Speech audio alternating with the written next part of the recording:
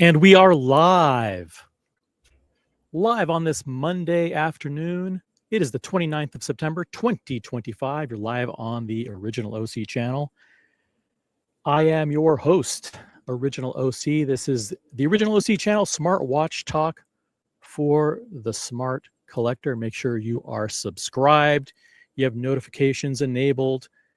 Become a member of the channel today. Memberships start as low as $5 a month. And by the way, because of the price of gold, membership prices are going up. We've got tariffs, we've got exchange rate fluctuation, we've got the price of gold. We have to keep up. So prices are going up. Buy now. Get your channel memberships now before they go up. Exclusive news today. Exclusive breaking news. We have a new article, a new interview with AP CEO Ilaria Resta. And it's a bombshell of an interview. She's not going anywhere, guys. She is not going anywhere. The board has made it clear.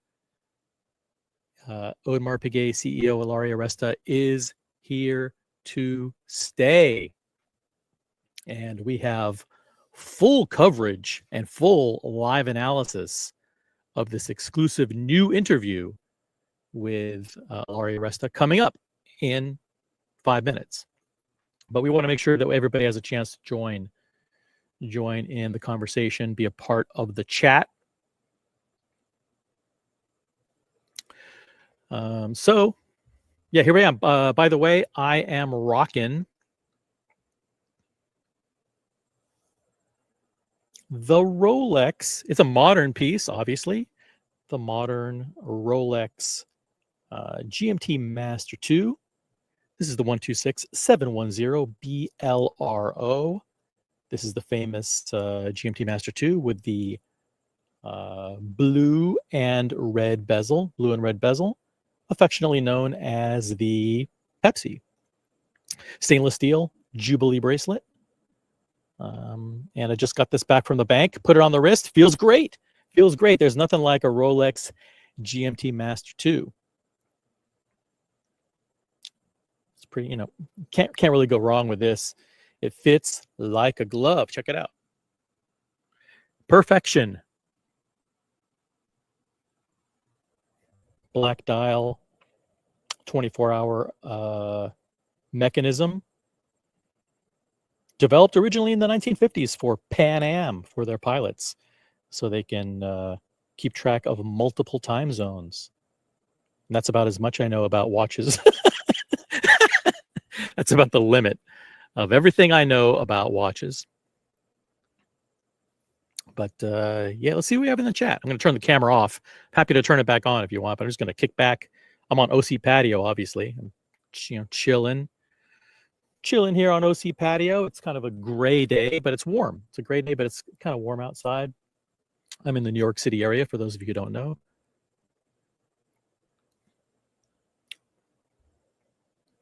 Let's see who we have in the chat. Let's see who we have in the chat. We have Double Crown, who is a member of the Original OC channel. What's up, Double Crown? He says, cheers. Who else do we have? We have Matthias in the chat. Let's go. Matthias is also a member. That's it. Is that everybody we have? We literally have nobody watching. Guys, if you're watching on YouTube, Tinder, Grindr, MySpace, Instagram, Kick, Twitch, Slitch, Goopsh, Schlong, whatever platform on which you're watching, type in a comment. So I can personally greet you in the chat. I'd like to say hi to every single person who's watching. And upvote the live stream. We will be, in case you just jumped in or hopped on. I was going to say jopped on. In case you just jopped on or humped in. It's the Original OC channel. We've got an exclusive. We're going to do exclusive live analysis of a breaking new interview with AP CEO Ilaria Resta. By the way, a little bit of a spoiler. Ilaria isn't going anywhere.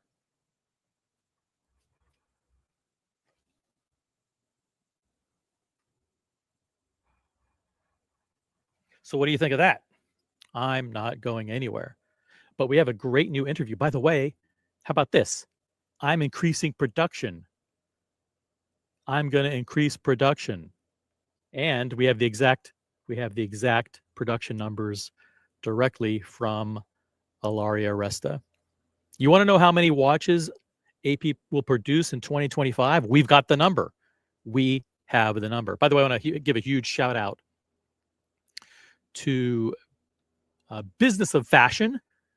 Check them out at businessoffashion.com. They did a wide-ranging interview with AP CEO Ilaria Resta. And I want to make sure that I acknowledge the fact that they are the original source of the article. We'll be doing a live analysis and commentary. By the way, also a quick administrative note, to the extent to which we will be using copyrighted material, we do so consistent with United States copyright laws under fair use, as we are doing live analysis on newsworthy content that may be copyrighted by other entities.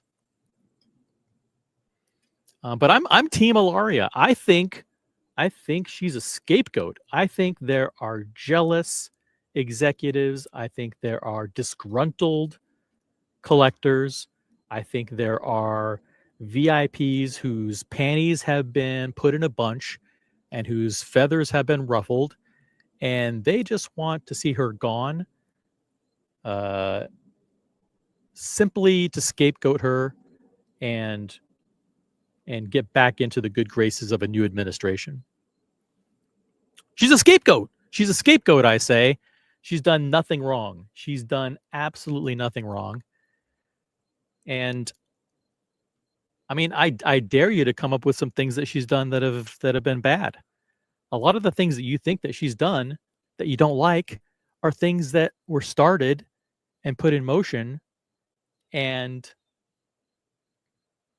accelerated by Francois Benemias. Hey, we got Brody in the chat. Got Buckley. Brody says, Brody's also a member. Thank you for being a member. If you have a star next to your name, you're a member of the OC channel. I want to give a huge special shout out to you guys.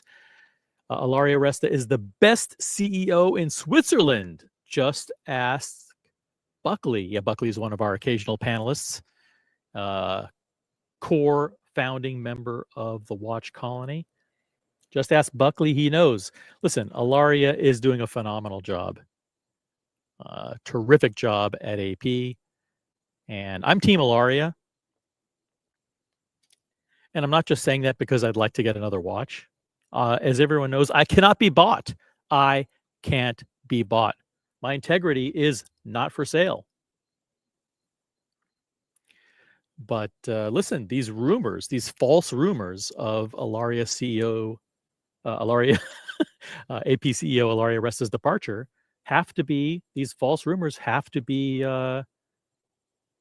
countered head on. There's no direct evidence. No direct evidence. As a matter of fact, she's doubling down and increasing production. I'm increasing production, and we have the new production numbers that we will share with you coming up in a couple of minutes in this wide-ranging interview.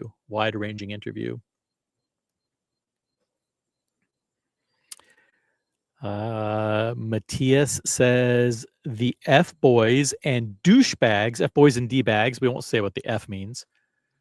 We can say it. We don't. We're not politically correct here. The fuck boys and douchebags will not be happy with this. That's right. They won't be happy because, newsflash, Ilaria's not going anywhere because she's doing a fantastic job. She's doing exactly what the family stakeholders want her to do, and that is grow the company consistent with their values and set up the company to be around for the next 150 years.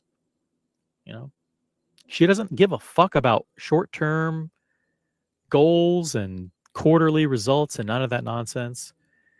Her mandate is clear. make sure that the company is going to stick around for decades and decades and decades to come. You don't like it? That's tough. Hey, look at this. We got Double Crown member for 11 months, and he's not just a member at the volunteer level. He's a campaign senior consultant, which is pretty high up level, actually. I'm surprised he can afford this. I'm actually a little surprised, but I'm very happy. I'm very happy. I hope he doesn't have other memberships on YouTube that are this costly. But AP for life, AP for life, Double Crown is a massive fan of AP. He has purchased, I don't want to say how many he has in his current collection, but he's purchased multiple pieces. You know, and that's something that I would say 90% of collectors can't say. And I think 90% of collectors, I would say 97.5% of all collectors are at the Omega level and below. Right? And those are the people to whom we don't cater. Okay? Just to be clear, for those of you who are new to the channel, this channel focuses exclusively on the top end of the market. We only support and promote and endorse 4 brands. Those brands are Rolex, Patek Philippe, AP, Richard Mille, and the honorable mention is FP Journe. So yeah, those are the brands that we support and endorse. And the brands that tend to fall below that are great for awesome collectors, you know, but you know, we have a responsibility to new collectors to make sure that they don't fall into the pitfalls, don't fall into the traps that a lot of investors investors and new collectors fall into, and that is buying multiple Norquans and Omegas and Oruses and Nomos and all that stuff. We're not saying those watches are bad. I own an Omega. I like the Omega. I have a Zenith. But don't buy Zenith. At this point, don't buy Zenith. If you want to buy an Omega because you're a massive collector and you love the Speedmaster or you love the Seamaster, whatever, great. Buy Omega. But those should not be the core part of your collection. The core of your collection should be, there's no excuse for collectors to not go directly to Rolex. Start off with Rolex. If you can't afford $10,000 for a Rolex, you shouldn't be starting in this hobby. Again, now this channel caters to a certain level of collector. If you like to collect Seikos and G-Shocks and Casios and all that fucking stuff, you should, you should be watching other YouTube channels. I don't know what those channels are because I would never watch them. but listen, this is a channel for people who appreciate the core tier, which is Vacheron, AP, Cartier, Rolex, Patek, and above. And the only brands that we endorse are Rolex, Patek, AP, and Richard Mille. Why? Because it's my channel, and I say so. And I've been proven right, by the way, because those are the brands that over the last several years have pulled away from the pack. And actually, not only have they pulled away from the pack, but more and more collectors are consolidating their collections within those brands.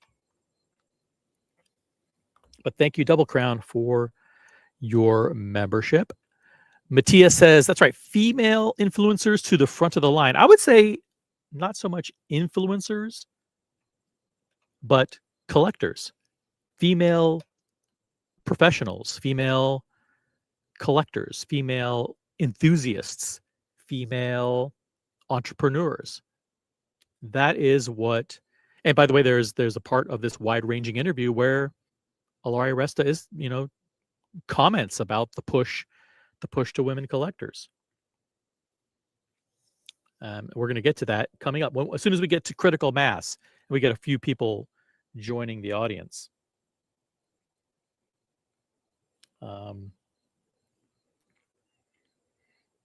I want to give a shout out to the new people who are watching, by the way, new people who are watching. We do tend to get, by the way, technically, I gotta say this. I want to give you guys a huge pat on the back. Let me just double check something right now. By the way, this channel, which was started, I don't know, a few months ago. I don't know exactly how many months ago, but we were part of a special program where we got monetized early. YouTube kind of recognized the channel had a very, very high engagement among viewers, and they monetized the channel and allowed memberships to be available on the channel very, very early on. Today marks the first time that we have met the threshold of 1,000 subscribers. Now, it doesn't seem like a lot, but these are 1,000 of the most influential collectors in the world that watch this channel. So that's a pretty significant achievement. It doesn't really matter to me because, listen, it's quantity. Quantity doesn't matter. It's really quality over quantity. So we could have 500 subscribers, and that would be totally fine with me, because the main metric that I care about is memberships and engagement, and we are the #1 rated watch channel on YouTube in subscriber engagement. That's according to YouTube analytics, not a made-up number. So based on the number of subscribers we have higher engagement, higher viewership on this channel than any other watch channel in the world. But yeah, we're going to talk about the push to increase the number of customers, the proportion of customers who are female, that is covered in this article, and we'll be doing live analysis. By the way, if you want to join the panel and provide your analysis along with mine, click on the link that's pinned at the top of the chat. It says www.streamyard.com, whatever. Click on that link. You'll go into the backstage. You have to have a camera and a microphone enabled. You don't have to have your camera on, because I will let anybody. I'll let pretty much anybody on. We're desperate for guests, desperate for panelists. You guys don't want to hear my analysis. My analysis is boring. But more often than not, I'll do, an hour, 2, 3 hours just by myself, just because people are scared to come on. They're scared. They're scared of the AP machine. They're scared of the Patek machine. I'm not scared of those guys. I'm not scared. Now, it just so happens I'm Team Terry and I'm Team Ilaria. So, but we tell the truth on this channel, and we don't hold back. If there's something that needs to be criticized, we will criticize it. Okay? We have no problem criticizing. You got the Ghost of Yiddish Gambino in the chat, who's a member. Thank you. Really appreciate that. The pitfalls of buying a tumor. Tudor. Yeah, don't buy Tudor, guys. Brody, thank you for being a member. Don't buy Tudor. Tudor is, I'm not going to say it's the G word or the S word. I don't refer to watch brands like that here on this channel. But there's zero excuse to buy a Tudor unless you see like a vintage Tudor Submariner that you like. But modern Tudor is not a good watch for entry-level collector. Just go straight to Rolex, guys. Here's how your journey is going to work, okay? Your journey is going to go as follows. You're going to start off with Rolex, and you're going to buy a bunch of Rolex, and you're going to find out how incredible they are.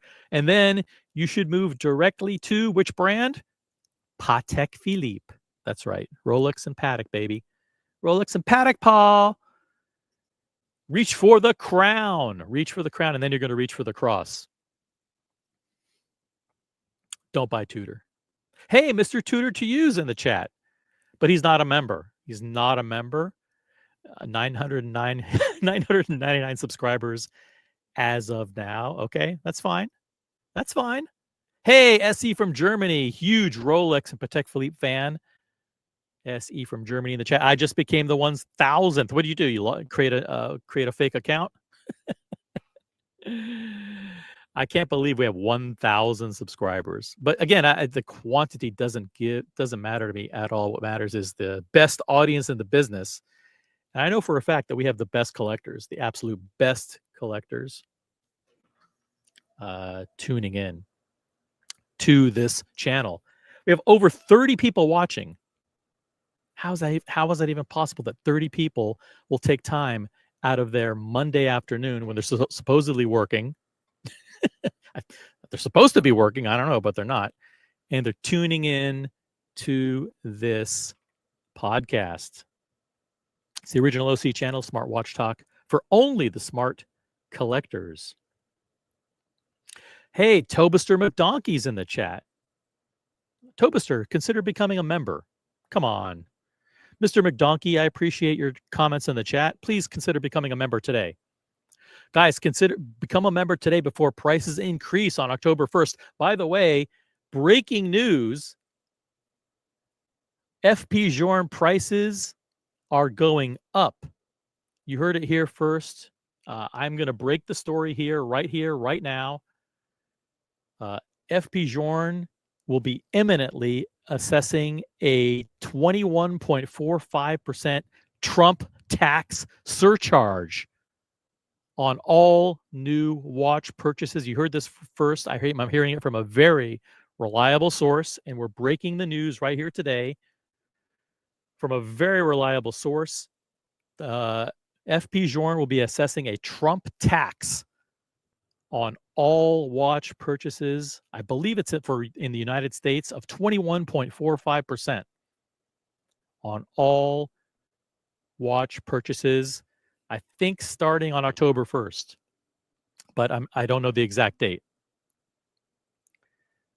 So if you're just tuning in, spread the word. FP Journe prices going up by a whopping 21% imminently. Imminently. Hey, Julius Caesar in the chat. What's up, Julius? Good afternoon, everyone. Stick around, guys, because in only 5 minutes, we are going to be doing live, full and detailed analysis of an exclusive new interview with AP CEO Ilaria Resta. She's going to tell us the production numbers, how production is going up. She's increasing production. She's going to tell us about her thrust into the female market and a lot of other fascinating and important tidbits. I want to give a huge shout out to the Business of Fashion. Check out businessoffashion.com. I want to thank them for doing this interview and allowing us to do the live analysis. What's up, Julius? Thank you for being a member. Appreciate it. Hey, got Macallan Drinker in the chat, pretending to listen in on a Teams call. That's right. Listen, U.S. productivity, I think, is at an all-time high, but can that really be possible when I would say 75% of all workers are pretending to be on team calls and Zoom calls, but they're actually watching YouTube and listening to podcasts? Pretending to listen in on a Teams call as I have my YouTube in my headphones. That's right. This is far more entertaining. And this is just boring watch content. But I can guarantee that we're far more entertaining than your dumb Teams call. Huge shout out to Macallan Drinker. Peruka is in the chat. Peruka is joining us from Switzerland. We have the best global audience here. He says AP sucks, stay away. I can't wholeheartedly agree with that. I got to say that I'm Team Ilaria. I think she's doing a fantastic job with the company. Aside for a few snipes, listen, you guys have heard the criticism in the past. I'm not going to repeat it. Are there things that AP is doing well? Yes. Are there things that are questionable? Absolutely. The questionable things aren't her fault. Questionable things are not her fault. But listen, maybe we could put together a solid 5-point action plan for her to turn the company around. What do you think? How about this? Let's do this. Super chat, any super chats that are $1.99 or above, we'll take note of your action plan, bullet point, and we'll include it in the final, and I'll send it to Ilaria. I'll email it directly to AP CEO Ilaria Resta. I'll say, listen, based on the input of my audience, Here's what they recommend as a 5-point action plan to set AP up for the next 150 years. So if you have some advice, drop it in the chat. Julie Caesar working from home on this Monday on some tasks, but listening in. Thank you, Julius. Tobister McDonkey says, I considered becoming a member, but I don't give YouTube my credit card. Last time they canceled my account for wrongthink. Oh, interesting. So you typed in, you entered in comments that violated YouTube's terms of service. Then they kept charging me $12 a month for 2 years. Ouch. Yeah, you can use a virtual credit card, by the way. With most credit cards, you can use a virtual credit card, so they don't have your actual credit card. I know what it's like, by the way, to be subject to the whims of YouTube. As you guys recall, in June and July, my account was terminated. My YouTube channel was completely terminated based on false claims. Yeah, it took 2 months to get it back. And by the way, they charged me during those 2 months for channel memberships that I couldn't access. They charged me for YouTube Premium that I couldn't use. It's a nightmare dealing with YouTube. And listen, if CEO Neil Moran is listening, you got to clean up that shit. YouTube's got to do way, way better. Way better. So his name is Neil Mohan, sorry. YouTube CEO Neil Mohan. You must do better and you got to fix the flawed and it's flawed and antiquated and it's unfair, the reporting and review system. Because this channel and this watch community was under attack from fucking Reddit trolls who submitted false claims to YouTube, and YouTube just fucking shut down the channel without a fair review. And only after significant pressure from you guys in the watch community and a lot of influencers and YouTube channel content creators, and of course, significant pressure from our lawyers, did they actually finally review the false claims and go, oh shit, well, yeah, you didn't violate any terms of service. But Tobister, it would mean a lot if you became a channel member anyway. But I understand your reluctance. Those who aren't members can substitute $5 super chats in exchange for channel memberships. How about that? Tariffs are nothing to do with watches. We're going to get into some great tariff talk today, because FP Journe is implementing a Trump tariff tax on all customers, effective immediately, based on the rumors that I'm hearing. 21.45% tax on all new watch purchases from FP Journe. This comes on hot on the heels of massive price increases that Patek Philippe imposed on U.S. customers on September 15th. Those price increases were 15% across the board, pretty much. 15% price increases. But you know what? FP Journe said, you know what? 15's not enough. We're going to increase prices by 21.5%. 21.5%. But that's okay because the companies pay the tariffs.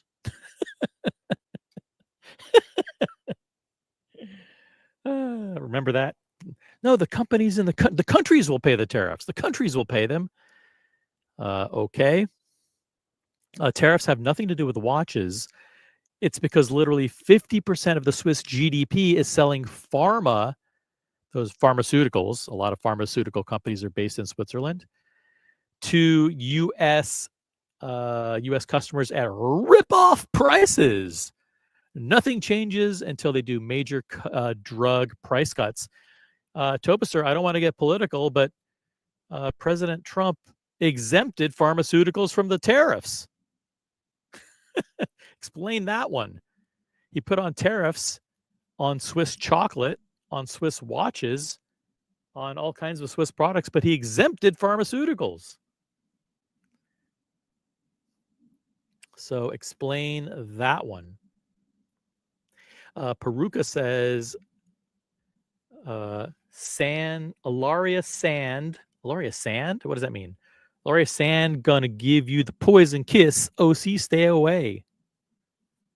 What does that mean? Retype that in English. I know English is your second language, Peruka, but I only know English. No, she's not going to give me the poison kiss. She's listen. I will criticize her when it is founded. When there's legitimate criticism, I will fucking lodge it with full force and weight of the global watch community. But I'm not going to blame Ilaria for bad collaborations. I'm not going to blame her for questionable collaborations. Those were started by fucking Benihana. Okay, I'm not going to blame her for fucking awful partnerships with goofy brands like Marvel. Now listen, she's responsible for continuing them, and I do call upon her to stop. I do call upon her to halt the awful collaborations. I do call upon her to stop the stupid partnerships with like Klein Musik and Cause and all that shit that's tarnishing the brand. Okay. I do call on her to dump her marketing agency. I mean, maybe not dump them, but listen, we need to do an agency review. No more marketing, dropping ice cream in the sand and 22-year-old girls on their laptops. We need better marketing. Okay. But other than that, she's doing a great job. I mean, are there other things that we can nitpick? Sure. But if you have a criticism of Ilaria's, executive leadership, jump on the panel. Chances are you're not going to, because you can't think of anything. Well, so that's why I'm Team Ilaria. And by the way, she's not going anywhere, according to the board. That's the news. That's the latest that we have. Is she going somewhere? I don't know. I'm not going anywhere, she proclaims. Yeah, Vimal says retail price jump of 21.5%. Does this mean that prices will jump up in secondary? I got to tell you, I'm pretty concerned that the prices in secondary are too high. I'm not paying $100,000 for a fucking Miss Elegant. Are you? Raise your fucking hands if you're paying $110,000 for a Miss Elegant. It's not worth it. Is it a great watch to get? Is it one of those great little trinkets that you can get at retail for $25,000? Sure. No one's against that. No one's against being able to be offered a watch that's a $20,000 fucking toy plastic watch that goes for over retail. I would buy one. But I mean, come on, it's a Miss Elegant. It's not a real watch. It's not even considered part of their core production. I mean, it's like they outsource production to like a different group. They can make 700 or 7,000 of them. It doesn't matter. That's not what FP Journe's about. It's just, it was designed as a fucking goof. As a goof. At least that's what I'm saying, and I'm sticking to it. Ghost of Yiddish Gambino, a member of the OC channel, says we are already paying a 1916 company tax on FP Journe because they've manipulated the market. Come on, I don't think that's fair. A lot of my good friends are at the 1916 company. Huge shout out to Tim, to George, to Mr. Thanos, to Allie, to Justin. God, so many great people at the 1916 company. So I do support the 1916 company. Am I paid by them to say that? No, I'm not. I'm not even a client. I'm not even a client, but I do think that they are one of the preeminent retailers in the United States. They've done a phenomenal job. And they do better content than the mainstream corporate media. I was watching a great collector interview today. I don't want to say who it is because it's a great collector. And they did a phenomenal. He was well. The interview was great. It was with Tim Masso, but he himself was a great collector. That's what made it good. They get the best collectors to do these collector conversations. I don't. Did they manipulate the market on Longa and maybe Jorn and maybe Moser and maybe de Bethune? I don't know. I'll let you be the judge of that. If you think so, let me know in the chat. Andy Lewis. Shout out from Texas. Howdy, y'all. Andy Lewis is a member. Thank you very much. Appreciate your membership. Hey, look at this. Got Mikey in the chat joining from the UK. The biggest fan of Oasis is in the chat. Member for 10 months and member at one of those pretty significant campaign senior consultant levels. He's not just like a volunteer. He's a campaign senior consultant, and I really do appreciate it. Appreciate all the members. Evening OC and crew. AP are coming to Watches and Wonders yet next year. That's right, by the way. Breaking news.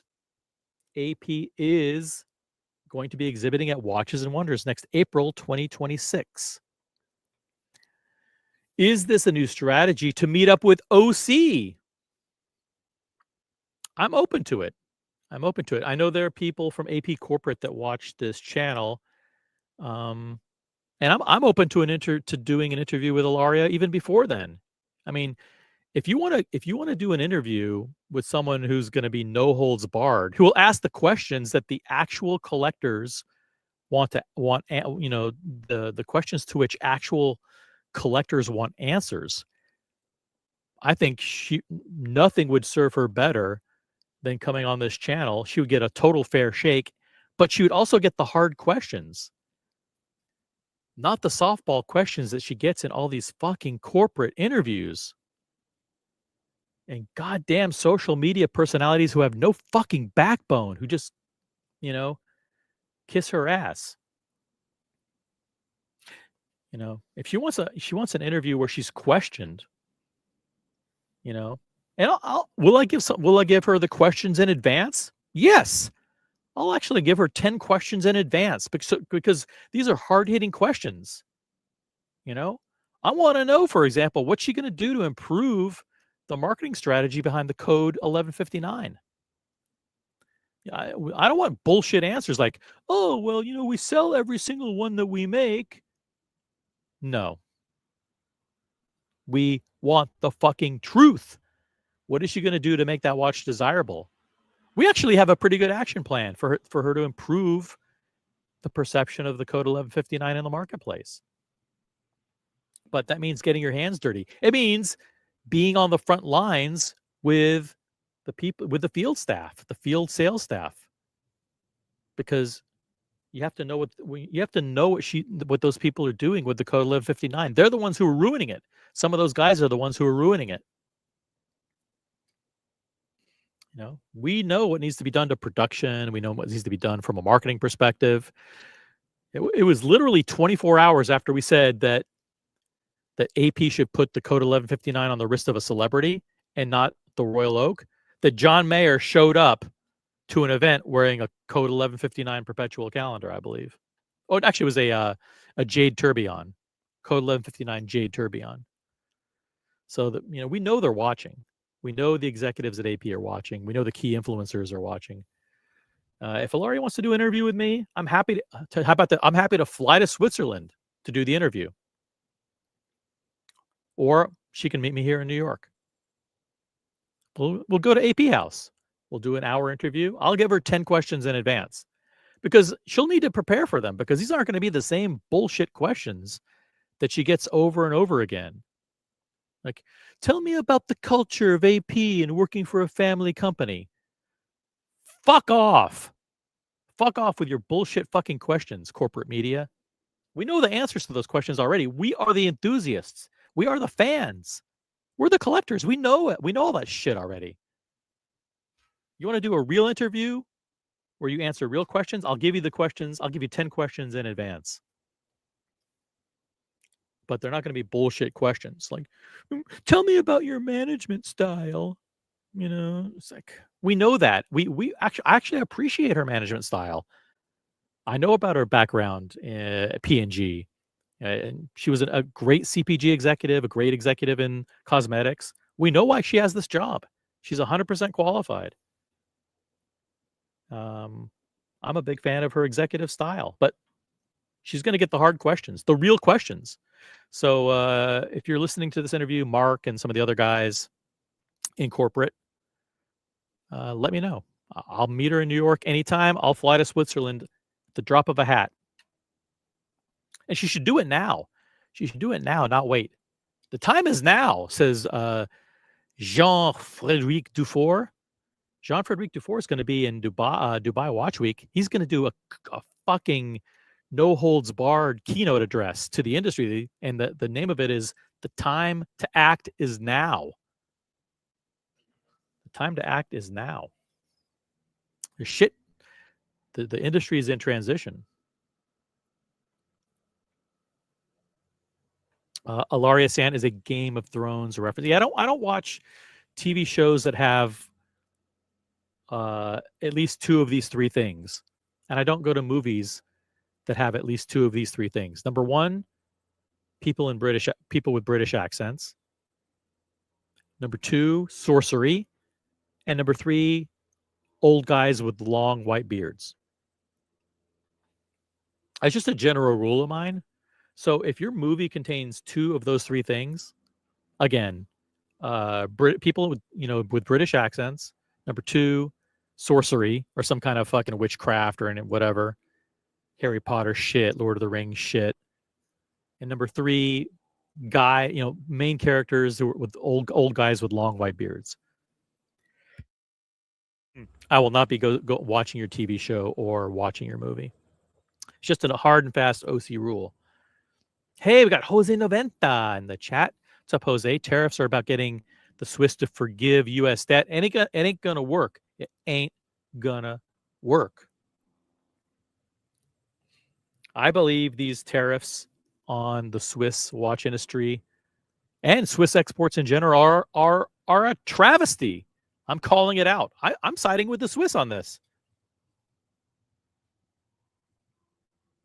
I believe these tariffs are arbitrary and capricious. And by the way, I think there's a very good chance that in November, when these tariffs come up, rise and get heard by the Supreme Court, that the Supreme Court will find them illegal. And I think that's what a lot of these countries are. That's why they're stalling. Because in November, a lot of these tariffs are going to be ruled unconstitutional. Remember, it's the Congress that's responsible for setting tariffs, not the executive branch. Whole Milk's in the chat. I love Whole Milk, but it really does pain me that Whole Milk is not a member. AP and Trump collaboration in exchange for lifting the tariffs? Never a chance in hell. Not a chance in hell. By the way, have you seen like the Trump watch? How fucking ugly it is?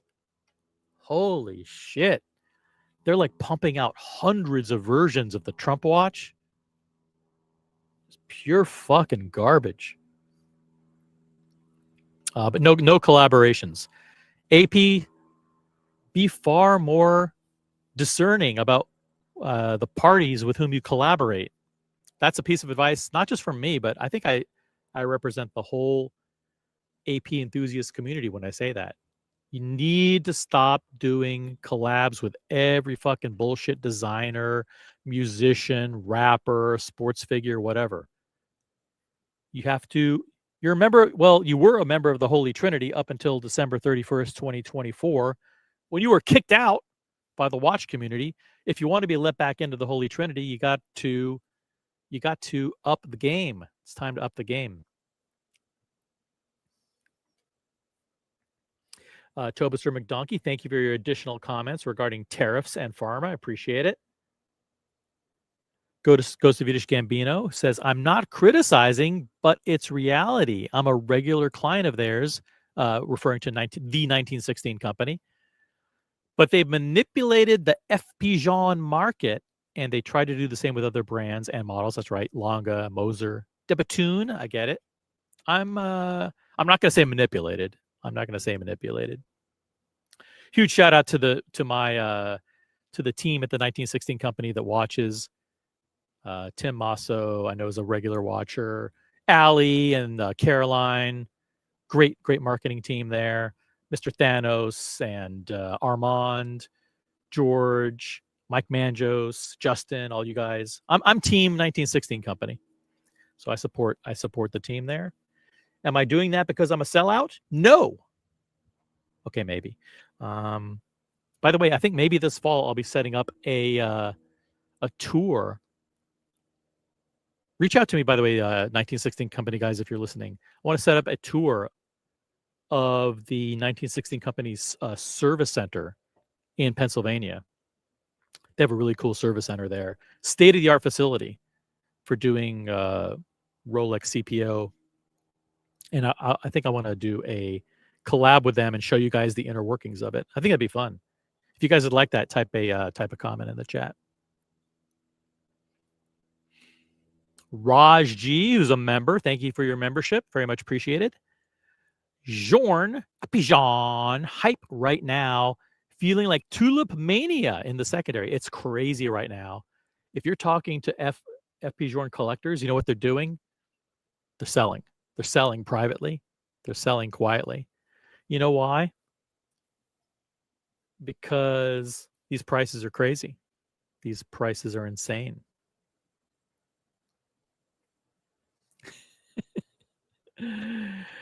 Alaria should take the code 1159 with her to Prada.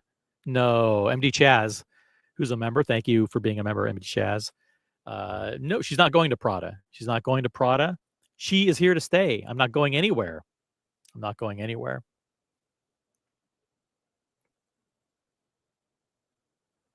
Let's see. Vimal, who's a member, says, here's a question for Alaria. How does it feel to be a woman CEO of a major luxury watch brand? Do you feel lonely at the top? I think she's been asked this question before about being about women access to the watch industry. I wonder if she spends any time talking to other CEOs. I don't know. It would be interesting to know if she spends time talking to other CEOs. Do it, OC, says Raj G. Especially how the events department chased down these so-called influencers and ignore loyal clients and collectors who actually spend their hard-earned cash with them. That'll be one of the questions that I ask her. I will 100% ask her that question because that's one of the issues, and I'm calling upon her to change that. I am calling upon her to methodically and carefully review any parties and events and receptions that AP does. If AP Corporate is doing an event, I think she should question what the marketing department is doing. I don't want to see these fucking douchebags, and I'm not going to say their names, but it's the same fucking douchebags over and over again who get access to these parties and receptions while VIP collectors are excluded. And I've talked to boutique directors, and they've told me that they aren't even consulted. They're not even consulted. A lot of times they don't even know about these events. They're not even told about these events, beforehand. It's corporate inviting these fucking influencers, these fucking douchebag influencers to these events. And by the way, I'm disappointed. I have to be careful how I say this. I'm a fan of Jeff Hess and what he's done with Rollyfest over the years. I've never attended Rollyfest. This year I was in France, and during the time that Rollyfest was going on, and I'm a huge supporter of the concept of bringing people together, vintage Rolex collectors, people in the watch community. I 100% support that, and I applaud what Jeff Hess has done for the community. What I don't support is inviting these fucking leeches from social media, these awful fucking douchebag influencers, into the event. And some of them are very nice people in the real world, but I don't support what they do because they're destroying the fucking industry. These fucking douchebag influencers on Instagram and TikTok. Fuck them. The real collectors are here. They're here on, part of our YouTube community. They're here in WhatsApp groups. They're here in private circles, private dinners, private meetups, exclusive meetups. They're not watching these fucking TikTokers, you know, fast flips. These fucking, and a lot of them are dealers, douchebag fucking dealers on social media. All right, rant over. Yeah, they should not be inviting social media influencers to these fucking events. And by the way, they should be more careful about the corporate media they invite. Yeah, some of the corporate media aren't much better. And I definitely can't say who those people are.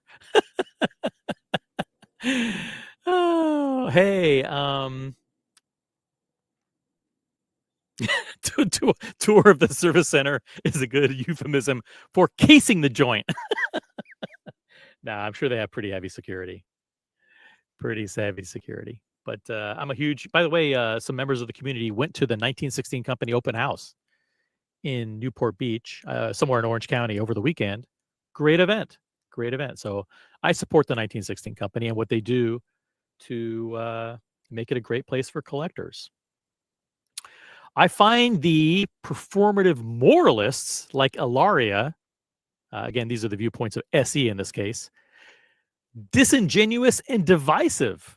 And let the record show that the views and opinions of SE and people on the chat and guests on the panel, subscribers, members, supporters, do not represent the views and opinions of Original OC or the Original OC channel. But SE says, I find performative moralists like Ilaria Resta disingenuous and divisive.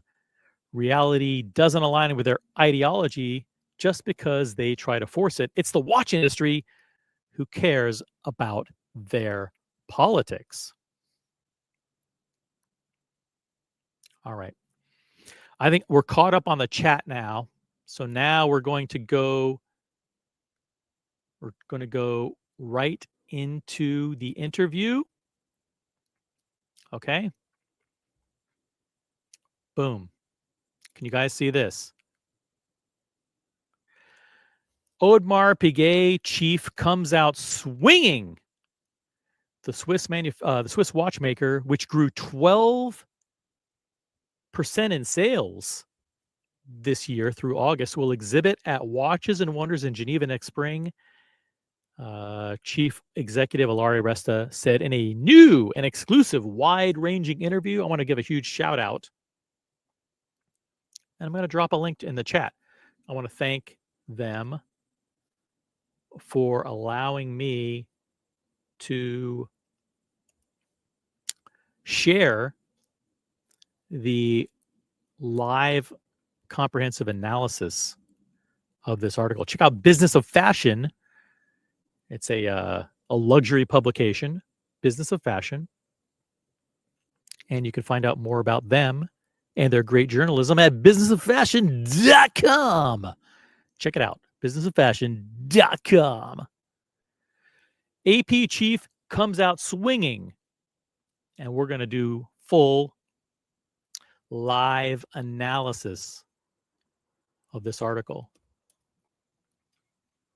But before we do that, is there anybody that wants to jump on the panel and do live reaction to the analysis?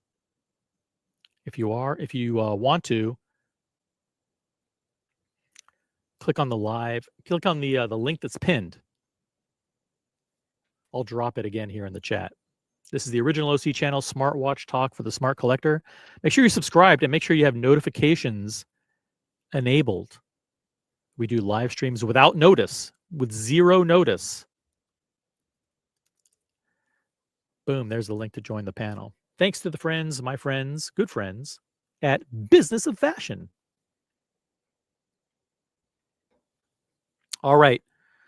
Still over 30 people watching in the middle of the day, which is incredible. Huge shout out to people who are in Europe. It's evening for you. Hope you're enjoying the program. Jump on the panel and we will go through this interview together. If you're in the United States, I get it. You're busy. You're at work. Some of you are at work.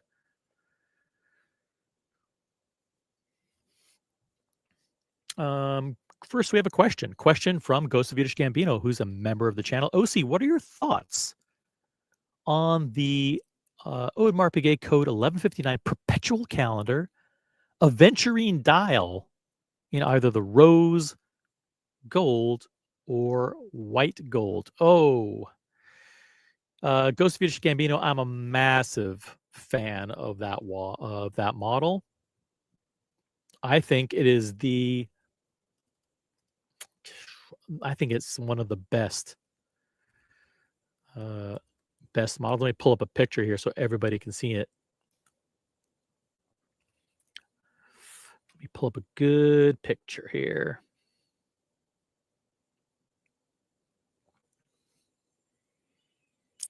I might just pull it up directly from the AP website, but I think it's a discontinued model.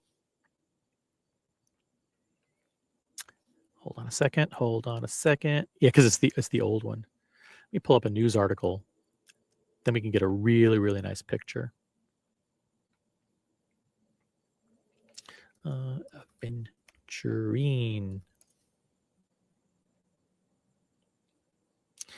I'll give a shout out to Hodinkee here. This is an article from Hodinkee. 1159. Let me find a good picture that shows the aventurine dial. Crap. That's not a good picture. Screw Hodinkee.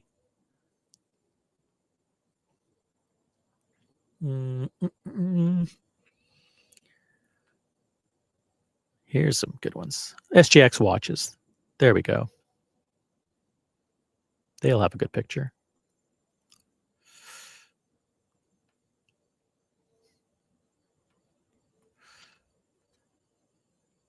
How's that? Make it a little smaller, maybe. Boom, boom.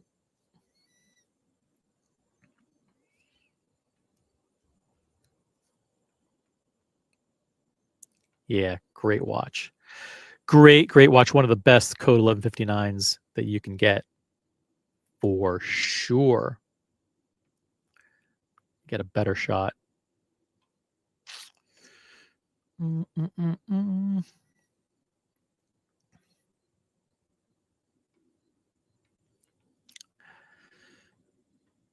God, I need better. I need better than that. Okay, here we go. Sorry for the delay. Want to make sure I get a nice, yeah, there we go. Boom. Yeah, check that out. I'll move myself over to the side here. I love it. I love it in white gold and I love it in rose gold, particularly in white gold. I think it's a beautiful, it looks like you're looking at the galaxy. It's a great watch. Definitely. And by the way, in secondary, I think these are in the high 50s. The price for a perpetual calendar 1159 new at retail is about $110,000. I think you can get this for about $60,000. I think, right? Between around 60. Go to Swedish Gambino, you have your pulse on the secondary market prices.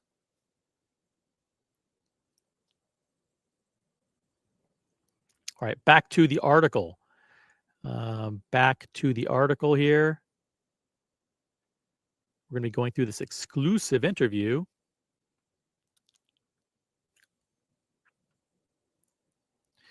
with... Oh, what happened? Oh, did I close it?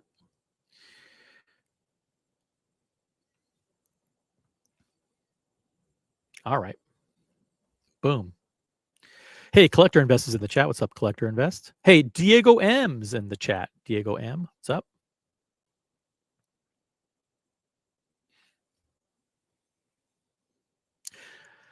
Secondary on the AP code 1159 is so low.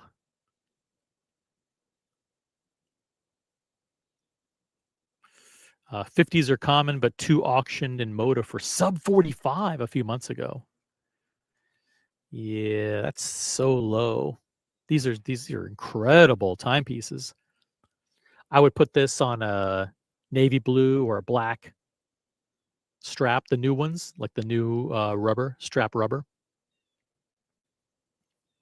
Get it off this old-fashioned alligator. All right, let's get to the article. Exclusive live analysis of the article. This is an exclusive interview with AP CEO Ilaria Resta. By the way, she's going to drop a whole bunch of new data, new information on us. If you want to join the panel, join in the analysis, let me know. Hey, Mikey with a 10-pound highlighted comment. Oasis's #1 fan says, I wonder what AP think about Ed Sheeran wearing a pink IWC in his new video. I think AP need a rethink and now move on and release their 12 p.m. collection. Instead of 11:59, move on to 12. Mornings are for runners and workers. Ed Sheeran is a massive enthusiast. I know that Ed Sheeran watches the show. I know his people watch as well. Shout out to all the celebrities who are occasional watchers and some who are regular watchers of this channel. Ed Sheeran, John Mayer, huge shout out to Zack Attack. I know Zack Attack watches. I know sometimes Mark Wahlberg likes to watch. Listen, when Mark Wahlberg is working out in his municipal gear, you know, there's a chance, a small chance, but there's a chance that he's listening in to the original OC channel because it's smart watch talk for the smart collector. Speaking of Mark Wahlberg,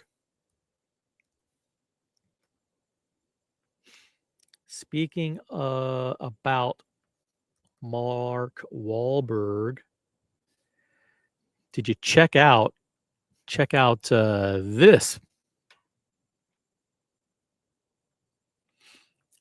Mark Wahlberg sporting. Thank you very much for the 10-pound highlighted comment, Mikey. I really appreciate your support of the channel. Mikey, by the way, gives super thanks as well. And sometimes he's not watching live. And I want to let him know that I appreciate it. I acknowledge that. Huge acknowledgement and appreciation for all the supporters out there. Check out Wahlberg sporting this off-catalog Daytona with the diamond dial, ruby bezel, ruby baguette indices. Sweet piece. That's reference 126598TRU.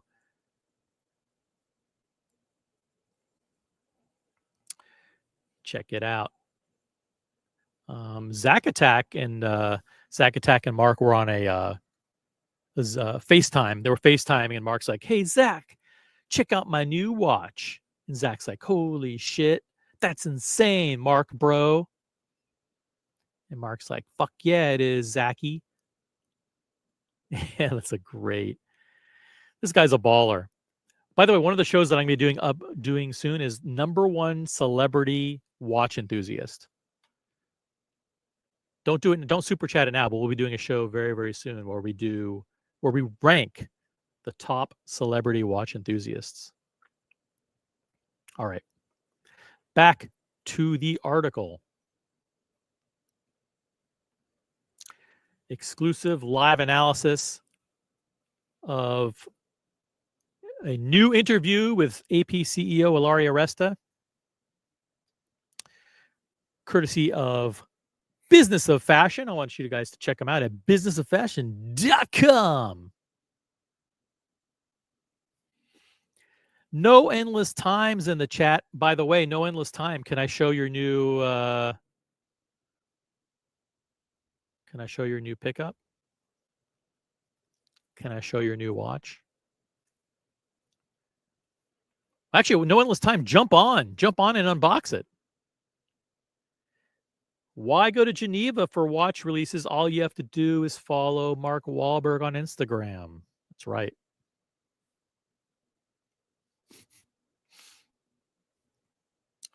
That is right.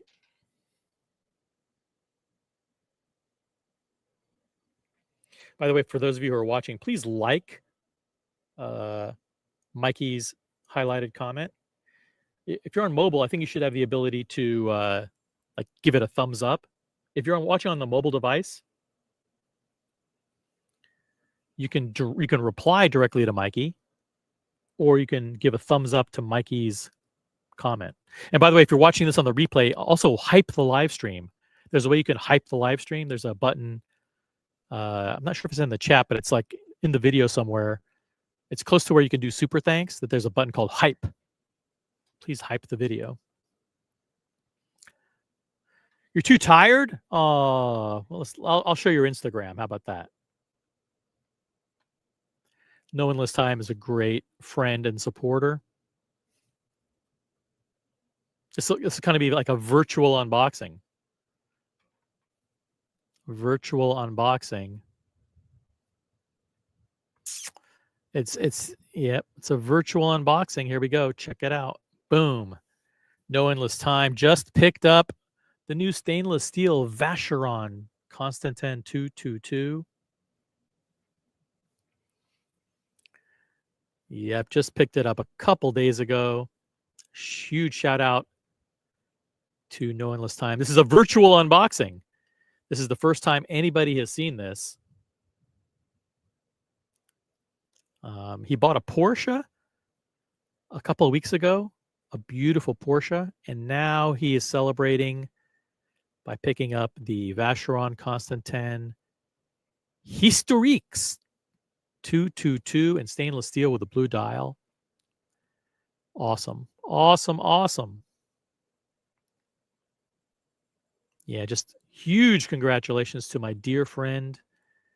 No, there he is with the obligatory steering wheel shot, showing off the new Porsche. What a great shot that is. Fantastic. I mean, he's just really loving that. Oh, man. What a life this guy leads. What a life. The Porsche, the watches. Shout out to Mrs. No Endless Time, who is amazing. Very charming. Yep, there you go. Look at this. Look at this. It is perfection on the wrist.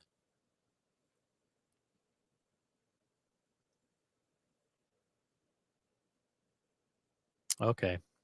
Thank you, Noah. Thank you, No Endless Time, for the virtual unboxing. If you support the virtual unboxing, type in a highlighted comment in the chat. And for those of you wondering, yes, No Endless Time says it's a Porsche 911 from 2014, the 991.1 4S Cabriolet.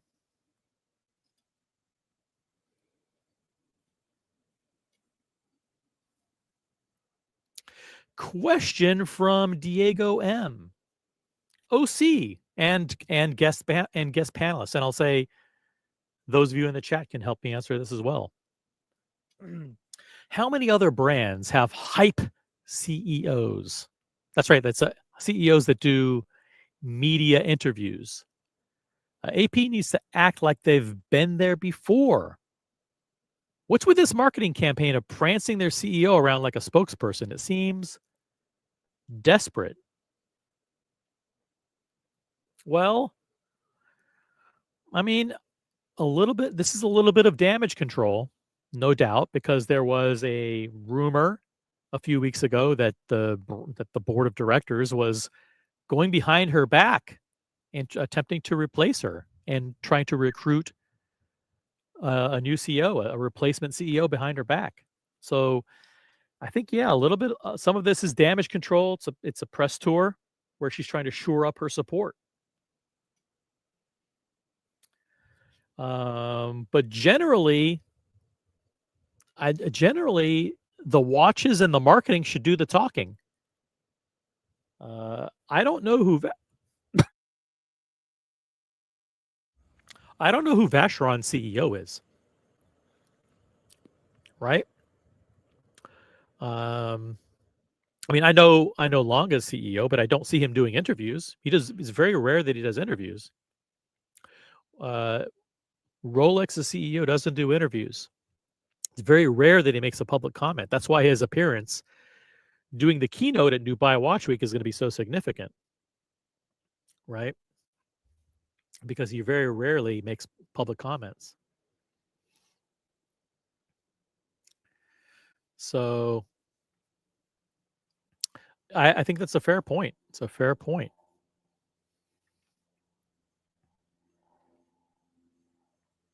Yeah, shouldn't the watches?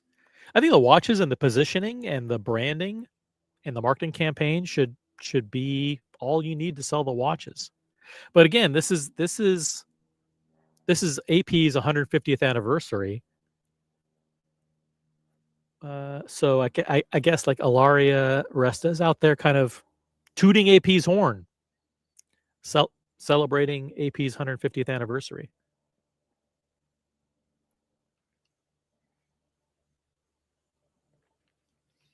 Hey, highlighted comment from No Endless Time. Thank you for showing my new 222. I will rock this beauty nearly daily for a while till you get sick of it and you put on some of the other great watches in your collection. Thank you for the highlighted comment. €6 from No Endless Time. He had to super chat his own virtual unboxing. He's a great friend and supporter of the channel. Thank you, No Endless Time. All right, guys, let's get to the interview. We're going to do extensive, full, comprehensive, detailed live analysis of this exclusive new interview with AP CEO Ilaria Resta, courtesy of Business of Fashion. Check them out at businessoffashion.com. She comes out swinging. AP chief comes out swinging. The Swiss watchmaker, which grew in sales by 12%, will exhibit at Watches and Wonders. And by the way, also news that we broke here on this channel. Let's see if I have it here.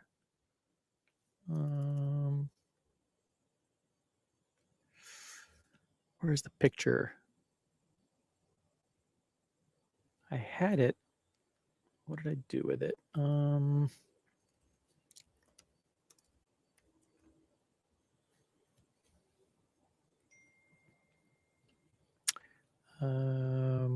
have to find it again. But we did break news here about the impending release of the new RD5, new ultra thin chronograph tourbillon.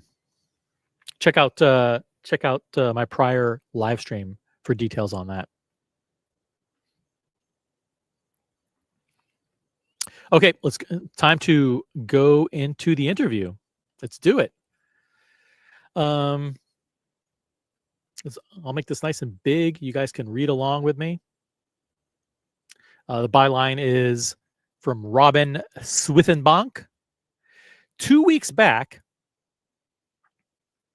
if you want to join the panel, the link is pinned at the top of the chat. 2 weeks back, Audemars Piguet was quick to shut down a report suggesting chief executive Ilaria Resta was leaving the company. She would be going nowhere, the family-owned Swiss watchmaker said. In the days following, Resta was in Hong Kong unveiling a new collection of watches as part of Audemars Piguet's 150th anniversary celebrations, where she told reporters the rumors were unfounded, countering that revenues were up by 12% in the year to date to August. Her message: move on because I'm not. A defiant AP CEO Ilaria Resta says, I'm here to unveil new women's watches, new women's complicated watches, and I'm not going anywhere. Take that. Take that, haters.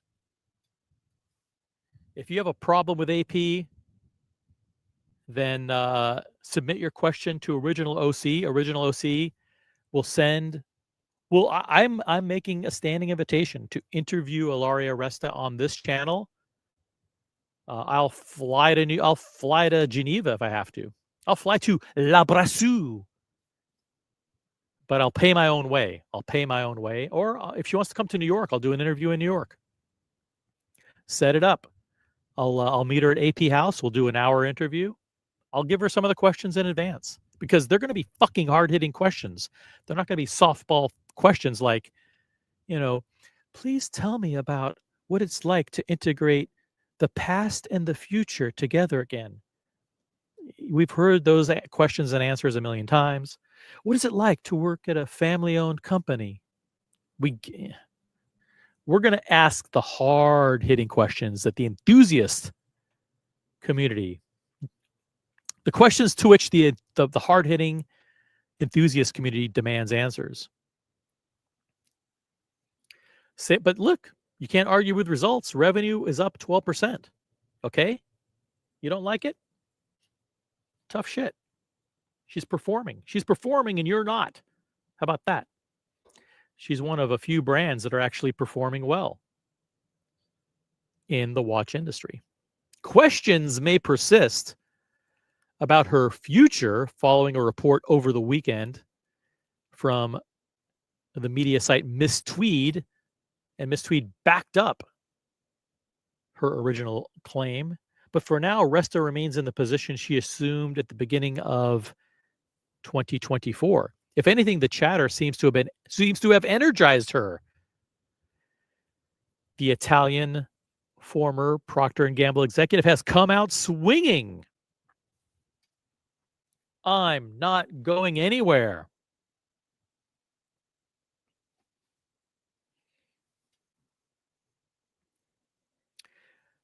There's a lot of news about AP swirling right now. There's the new chronograph tourbillon ultra thin Royal Oak that we showed here exclusively. First, we leaked it. We leaked the image. It should be introduced imminently.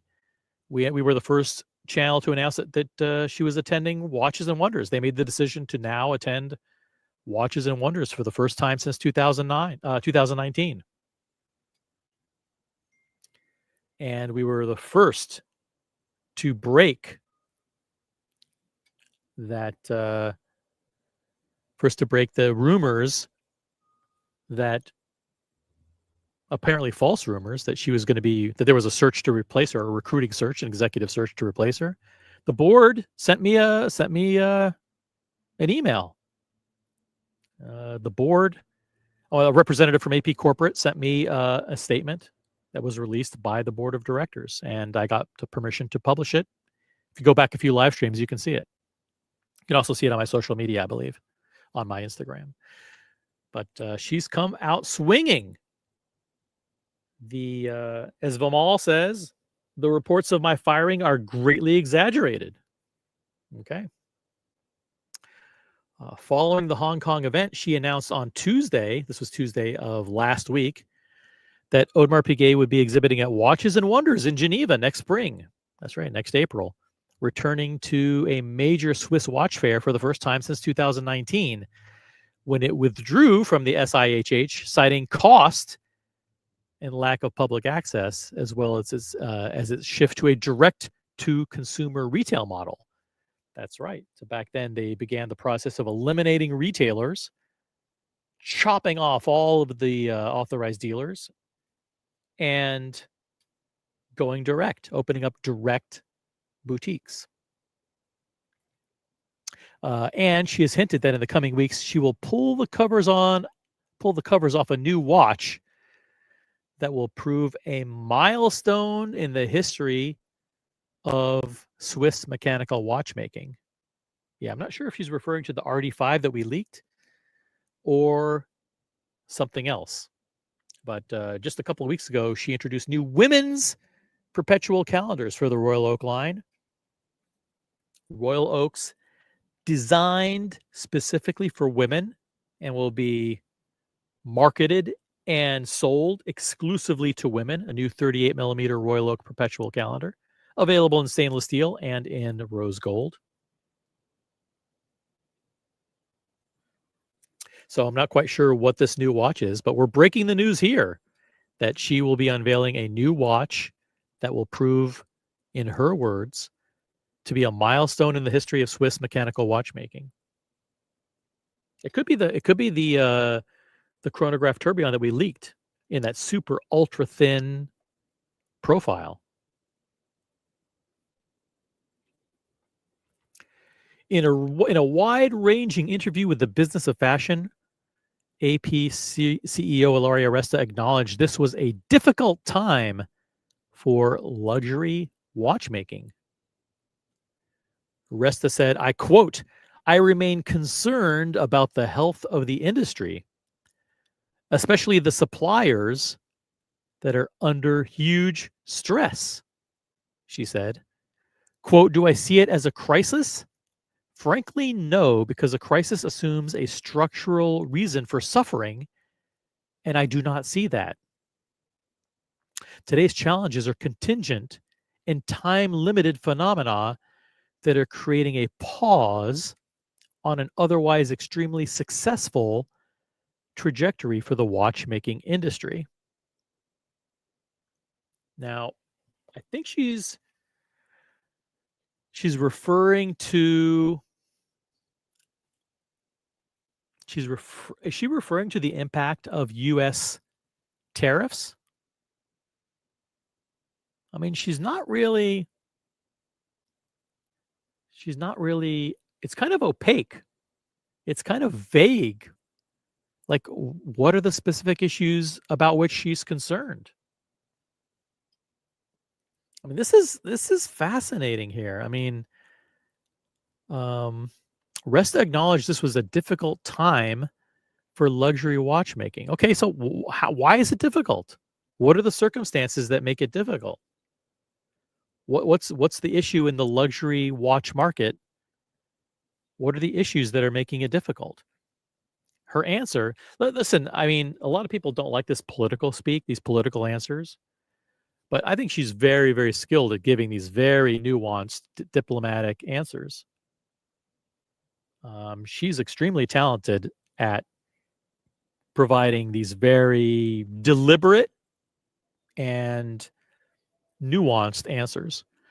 So again, I remain concerned about the health of the industry, especially the suppliers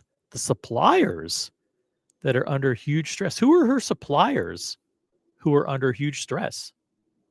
Are these people that make movements, people that make cases? Is it gold refiners?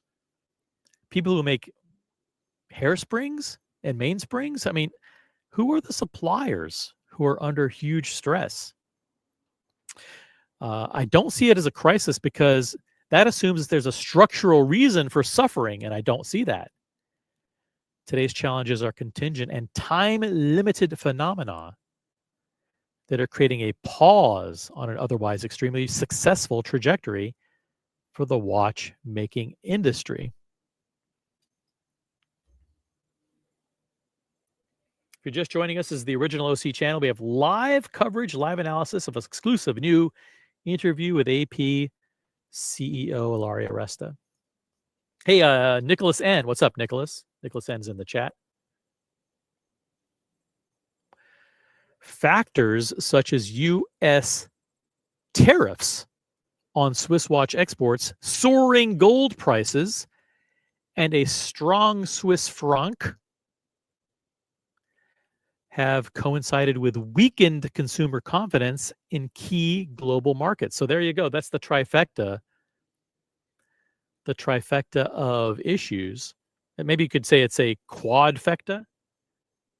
There's the massive tariff on Swiss watch exports, the soaring cost of gold, the strong performance of the Swiss franc against the US dollar, and then you have weakened consumer confidence and kind of weakened purchasing of luxury goods. It's just a perfect storm, Resta continued. And it all comes after years of glory growth, which frankly was also growth that was a bit excessive. So we have had perfect positive momentum and now a perfect storm.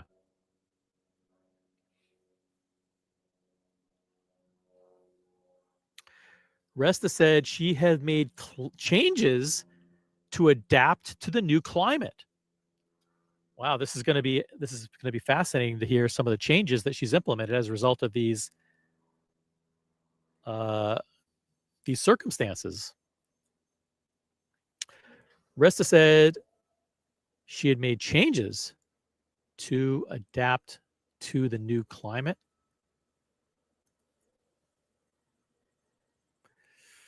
Let's see here. What are some of the changes? I'm curious.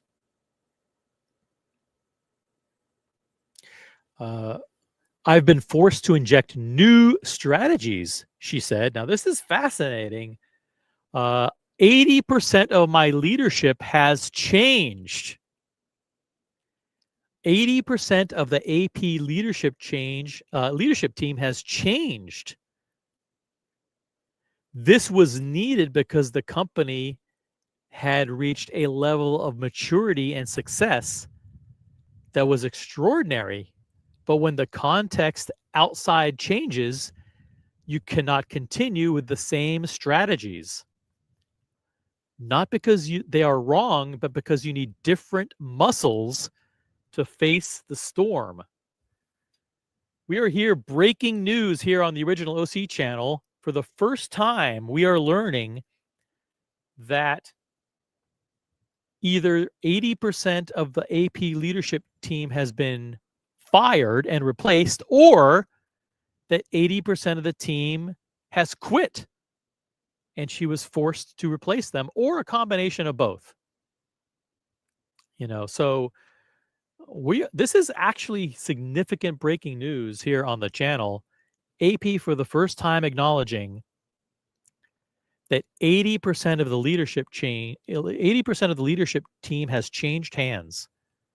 And we can surmise that that's a result of she fucking fired people that didn't belong there anymore, part of the old guard, or the old guard left and she swapped them out with new people.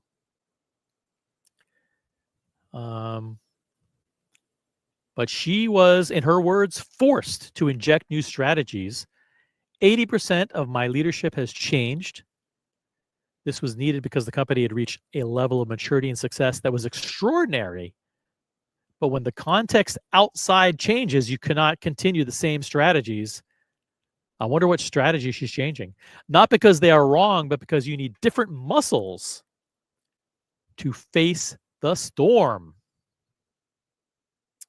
Her focus has switched to elevating horological excellence, innovation, and client centricity. So these are the three strategic pillars that she's talked about many, many times. And there are sub-pillars beneath each strategic pillar.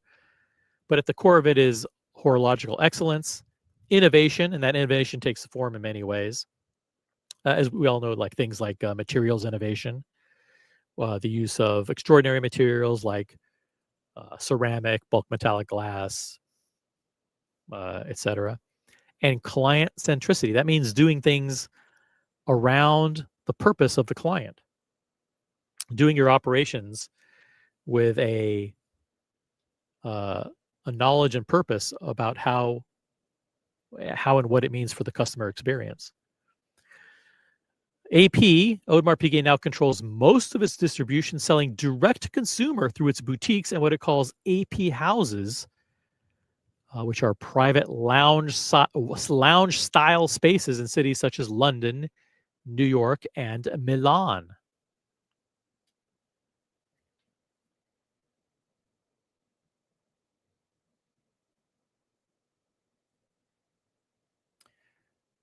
Client centricity is about defining innovation by observing clients and talking to them so that we know what matters to them. We need to know what matters to our customers. Client centricity is all about defining innovation by observing clients and talking to them so that we know what matters to them, Aresta explained, adding that the AP House model enabled the company to glean deeper customer insights. We don't just launch things because they're cool, but because they mean something in the everyday use of the people who wear our watches.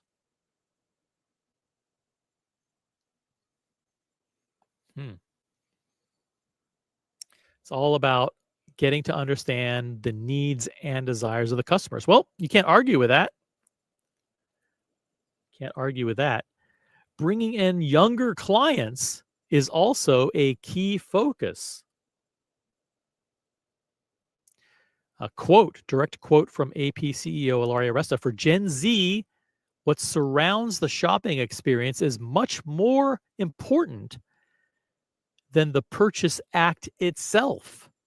She said there is a lot of learning and engagement that happens before a Gen Zer opens the door of a store, or before they are let in or turned away from a store. So we are omni-channel, and we're making sure that we serve this generation at any and every touch point well before the phases of consideration. So in other words, we need to be out there on the internet with a great website. We need to be in social media. We need to be in all the media and all the channels where our customers do research and are influenced before they ever step foot inside a point of sale location.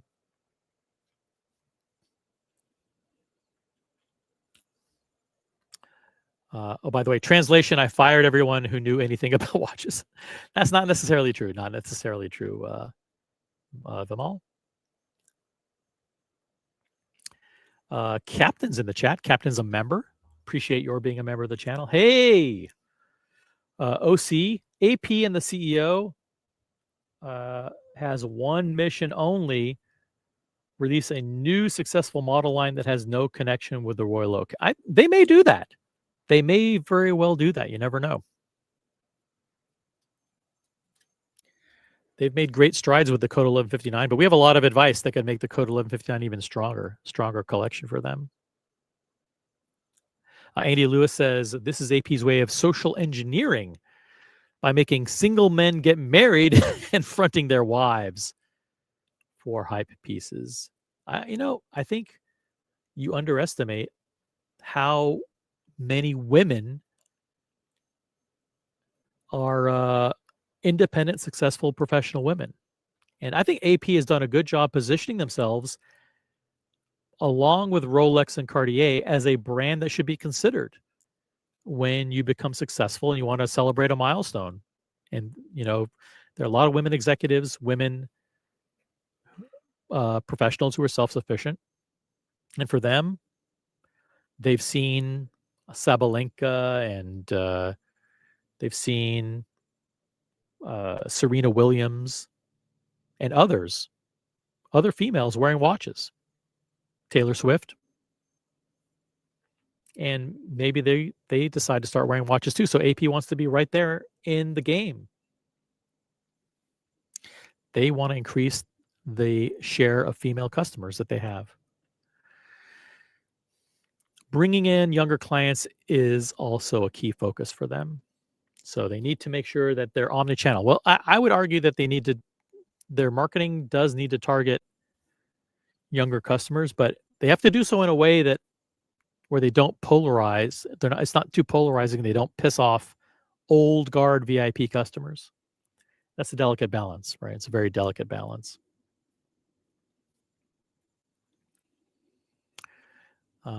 Original OC channel, we're bringing you live coverage of this exclusive new interview with AP CEO Ilaria Resta.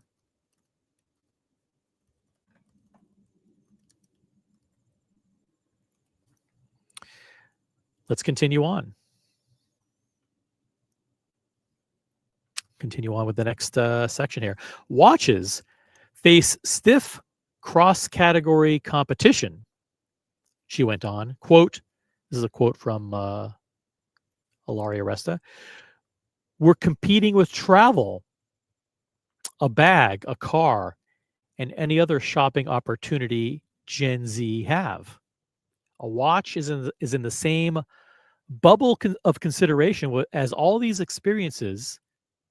A watch is in the same bubble of consideration as all these experiences. And because of that, there is a ceremony around the selling and buying experience that becomes relevant to them. They want to bring their friends. They want engraving. They want a relationship with the sales assistant who becomes a kind of friend. So we're obsessed about master classes, the behind the scenes of a watch, and explaining a watch much more thoroughly than we used to in the past. Okay, let's break this down a little bit. So they want more female customers. So they have to spend more time explaining the value and the intricacies of what a mechanical movement is and why mechanical movements are interesting. They also understand that these become experiences that you share with your friends and you share on social media. So it has to be kind of a hype experience. They want to bring their friends. I mean, I'm assuming that means that they want to bring their friends like on social media as part of the celebration. And they want to have a sales assistant who becomes kind of a friend. How many friends out there?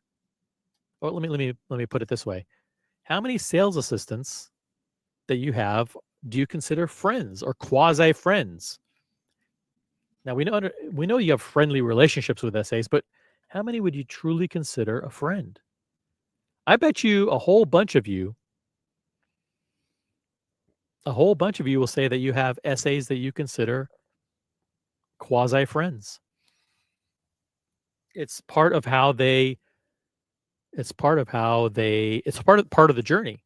Part of the journey is creating a point of sale contact that is positioned as a friend.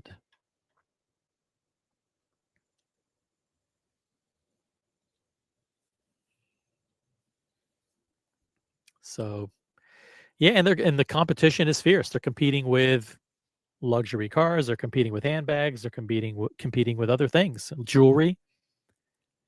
So they've got to educate the consumer. Why should this female professional executive spend $25 or $30 or $40,000 on a watch? Especially when you can go to Rolex and get one for 10, 15, or 20, or you can go to Cartier and get one for 5 or 10.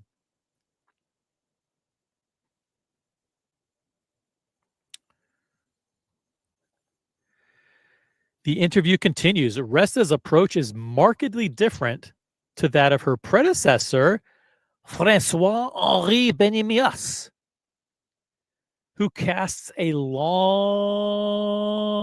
shadow over Audemars Piguet. During his 11-year tenure as chief executive, he looked to position the company in the heart of popular culture, forging alliances with LeBron James, Travis Scott, and the Marvel Universe, an approach that earned him as many critics as it did fans. Yeah, I mean, a lot of the criticism of AP is that you have these crazy collaborations, Klein Music, and these artists, and Cause, and these Marvel comic book things. And you got to remember that those aren't Alaria's doing. Those were done by Francois Benihana. So if you don't like those things, blame him. Now, I think a lot of those things she should put to an end, and she should do better collaborations and have better ambassadors. By her own admission, Resta's style is more pragmatic. Quote, the mission for the company is to survive the next 150 years. It's boring and less sexy, but it's indispensable. It's not visible in a watch, but it's ultimately the most important thing to work on, the fundamentals of a company.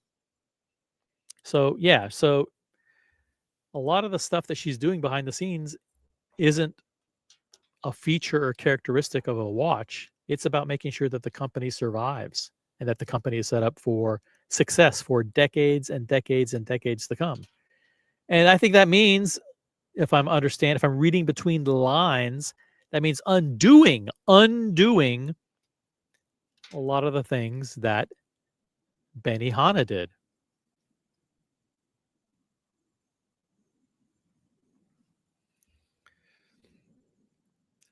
Resta's style is more pragmatic.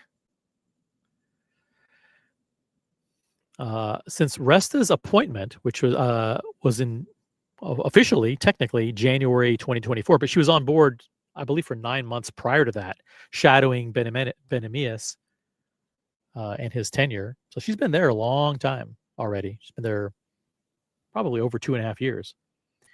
By her own admission, Resta's style is more pragmatic. Her job is to take over and look after the company for the next 150 years. Since Resta's appointment, the hype that surrounded many of Audemars Piguet's launches over the past decade has cooled. The company has dropping some of the high-profile sports ambassadorships. Drop. As it embraces a strategy refocused on, quote, friends of the brand. This is more than semantics, Resta insisted. So in other words, you don't have brand ambassadors. You have friends of the brand, and it's not just a change in terms. We really do want friends of the brand. We don't want influencers that just hawk our products.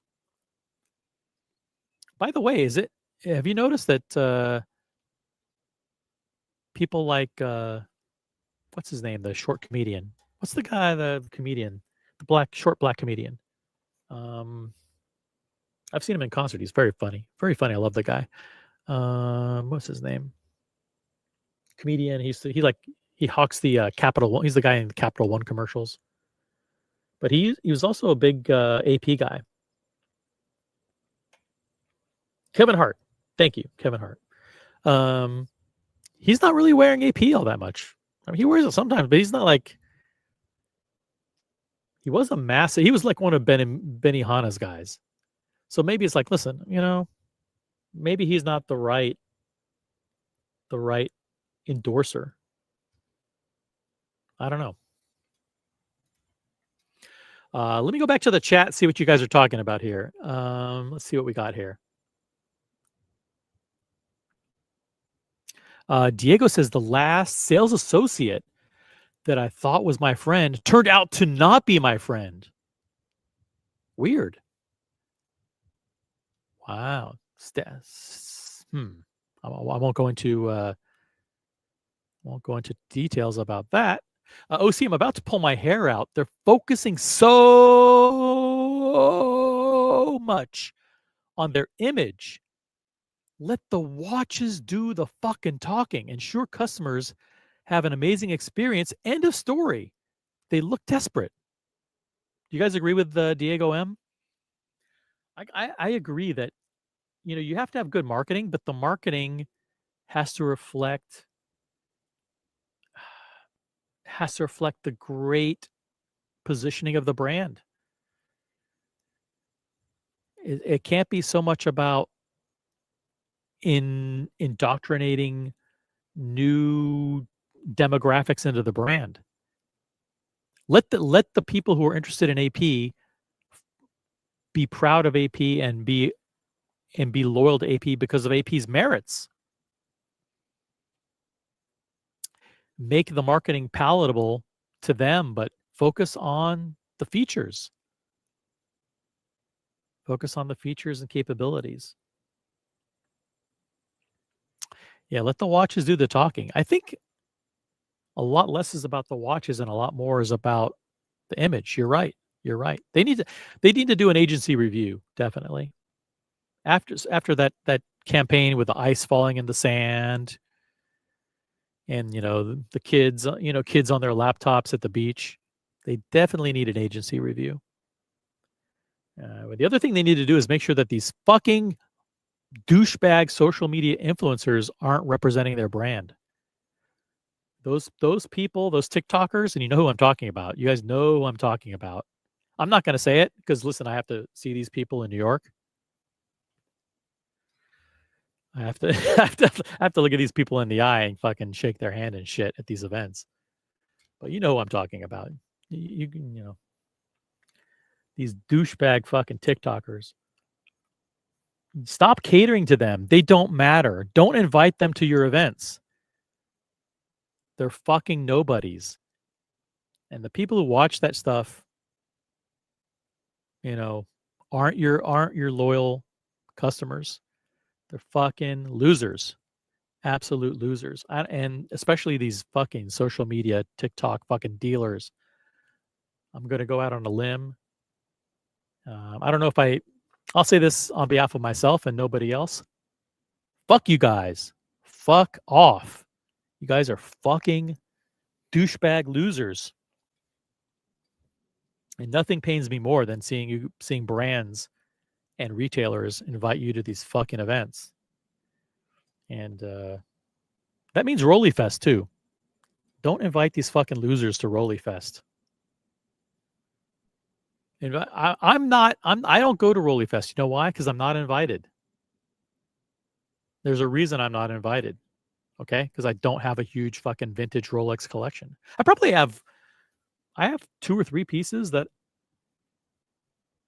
would actually qualify me to be invited. Honestly, I probably have more qualification than a lot of the people that get invited to Rolly Fest. I mean, I have a numbered King Midas in yellow gold. I have a numbered 5100 Texano in yellow gold. Those are 2 very rare pieces. I don't think there's another collector anywhere in the world that has both a King Midas and a Texano.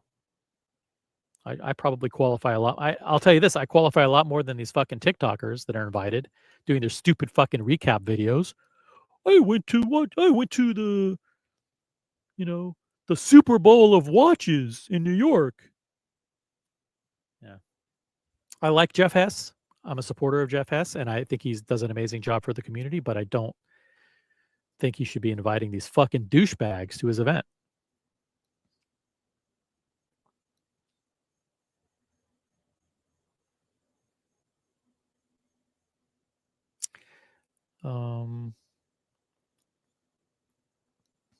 Even brands, Diego M, continuing his commentary, even brands that sell millions of watches a year don't do this.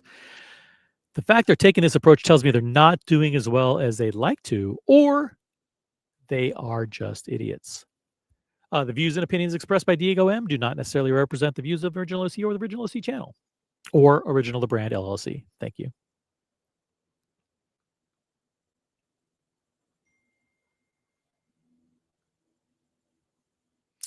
I'll always be welcome. I've been to Grand Seiko events. You'll always be welcome at Grand Seiko events. I've been there. I think they put on good events. But the kind of people who go there are hardcore fucking Seiko and Grand Seiko fans, as it should be. Okay. But I've attended Grand Seiko events before. I actually a member of the community who's a Grand Seiko, someone who gets invited to GS9, gave me their invitation one time and I attended. It's a great event. So Rolly Fest, Vimal says, is invite only. Yes, it's invite only. I was curious at some of the total random Insta channels pushing out their reels this year. That's exactly what I mean, Vimal. It's completely opposite to what the event's supposed to be about. It's supposed to be a private, invite only, exclusive, if you know event. And if I see some fucking douchebag, fucking social media TikTok dealer doing it, what's on the wrist? Fuck you and your fucking awful channel and your stupid app and your stupid fucking dealership.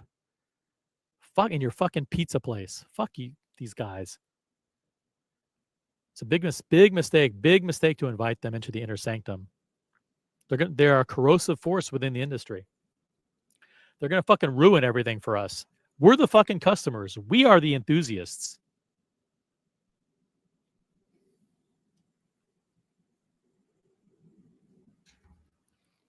Hey, got Buckley in the chat. OC been hanging around me too long. Listen, I'm in a feisty mood this Monday. Feisty fucking mood. We can help turn AP around, and that's the frustrating thing. We know exactly what they need to do. If AP here, how about this?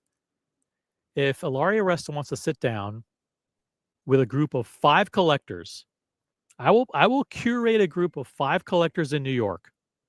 Mark, if you're watching, other people at AP Corporate, if you want Ilaria to sit down with 5 real collectors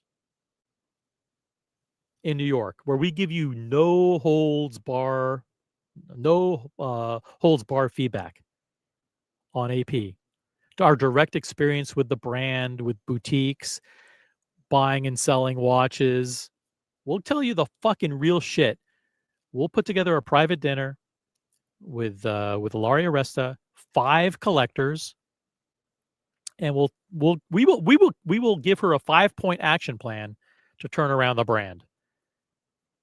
I don't know who these people are to whom she probably has a very capable team, but we'll put together an action plan that will jumpstart the turnaround of AP. Hey, look at, we got Air King Ben in the chat. Member for 1 month. How come you haven't been a member for much longer? I thought you were a member for much longer. Good morning, all from Sydney, Australia. That goes to show you that we've got a global audience. Air King Ben is watching this right now on his big screen television, and he'll probably do like a clip for Instagram, like an Instagram story, like, check out the original OC channel on YouTube, and it's the original OC on Instagram. Thank you for being a member, Eric King Ben. What's up? What's up, Eric King Ben? All right, let's get back to the article. Back to this exclusive interview with the AP CEO, Ilaria Resta. Friends of the brand. We're no longer going to have sports ambassadors. We're going to have friends of the brand. Quote from Ilaria Resta. Quote, people think we work with artists and with music as a platform for client engagement. In reality, when we talk with artists and creators in other fields, we learn more about the creative process, and this is helping us accelerate the company with new discoveries and innovations. I'm not obsessed about whether we do tennis, golf, or basketball.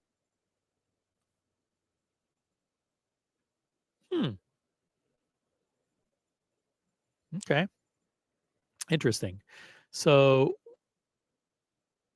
they work with artists and with music as a platform for client engagement. But those people aren't your core clients. I mean, John Mayer, I guess you can argue, is a watch nut. But it's this, is Serena Williams a watch enthusiast? Is Sabalenka a watch enthusiast? I don't think you're learning a lot about the creative process through them. I just don't think those sports ambassadors help accelerate the company with innovation. That doesn't make any sense. I mean, you should have a well-rounded portfolio of ambassadors or testimonies or whatever you want to call them from music, arts, celebrity, entertainment, sports, etc. I get that, but I just don't understand this comment. Maybe you guys can help break it down for me. Maybe you guys can interpret. Dear Artifact from Canada in the chat with a highlighted comment. Thank you very much. Afternoon, OC. Hope all is well. Thank you. It is. We are crushing it on this Monday. Crushing it this Monday. Exclusive live coverage and analysis of this new interview with AP CEO Ilaria Resta. Thank you for the comment, highlighted comment. Appreciate your membership and your ongoing support, dear Artifact. All right. She cites an example of a limited edition Royal Oak Perpetual Calendar created in collaboration with the music artist and renowned watch collector John Mayer that was released last year. He is much more an advocate of watch design and innovation than a traditional ambassador, said Resta. He interacts a lot with our production team and brings the point of view of a client. This is an old partnership that existed before I came and that I have pushed to a new level. Okay, I understand that one. I understand going to people like Travis Scott and getting Travis Scott's, take on watch design.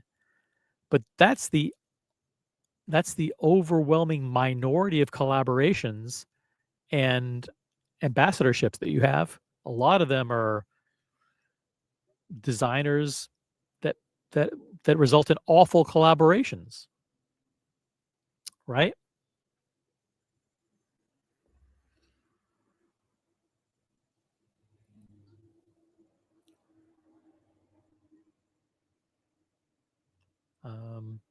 Diego M in the chat.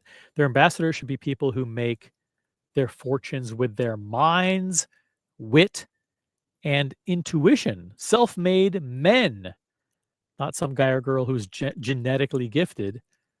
Look up to powerful people, not talented people. That's a good point. Good point. I mean, Rolex very famously in the 1960s or 70s shifted all of their marketing away from talking about the watches and talking more about the customers who buy the watches and their experiences and their position and success. It was all about, if you were flying the Concorde today, chances are you're wearing a Rolex. Or if you're speaking at the United Nations, chances are you're wearing a Rolex Day-Date. That was the brainchild of the CEO at the time, and J. Walter Thompson. But here we go, talking about Serena Williams here in the next breath here. The brand's relationship with retired tennis star Serena Williams continues, Resta said, while musicians Mark Ronson and Ray recorded a soundtrack for the company's 150th anniversary. Those collaborations, I would argue, and again, the views and opinions of OC reflect only my own. I'm not a big fan of what Mark Ronson or Ray or Cause or Klein Music or any of these other collaborations did. I think those were bullshit. We don't even fixate on the length of the partnership, she said. We want the partnership to last as long as possible, very organically and much less contractually and transactionally. If the relationship doesn't work, we will end it. Well, how about not starting awful collaborations in the first place? If you want, I will vet all future collaborations and marketing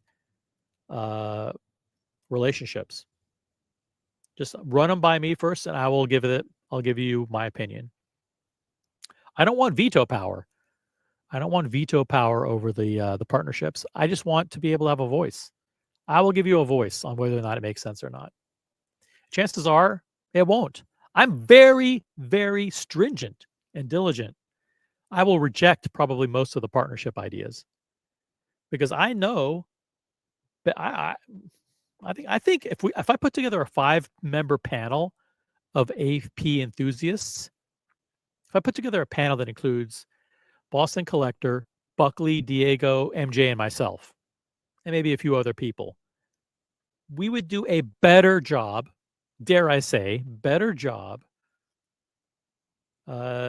choosing the ambassadors than AP and their marketing team do.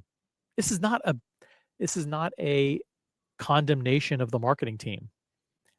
I'm saying they need to that the enthusiast community has to have a voice. And we will tell you exactly why we like something or don't like something. We don't fucking sugarcoat anything. If you want the truth, AP CEO Ilaria Resta, reach out to me, reach out to my people. We'll put together a collector dinner in New York. Not with the fucking yes men who tell you the bullshit that you want to hear. Oh, yeah, this is a great new watch. I love it. Blah, blah, blah. We'll tell you the truth. We'll tell you the truth of what it means to walk into a boutique, tell the concierge there, your client experience people, client executive concierge or whatever the fuck they're called. Hey, I'm interested in buying a Code 1159 today, and being told, go back home, go back to your other boutique. We're not interested. We'll tell you the truth. We're about to get to an area of the interview where we're going to be breaking news. Okay. Check this out. We're going to be breaking some news here. Last year, Audemars Piguet reported sales of 2.4 billion Swiss francs, 2.4 billion Swiss francs, a slight uptick from the previous year, bucking the industry's negative trend. They're one of a very few brands that are doing well. The brands that are doing well are AP. I would say there's probably 7 or 8 brands that are doing well. Rolex, AP, Patek Philippe, Richard Mille, Cartier, and Omega, and FP Journe. That's about it. Everybody else is suffering. Every other brand is suffering. Some are suffering big, some are suffering small.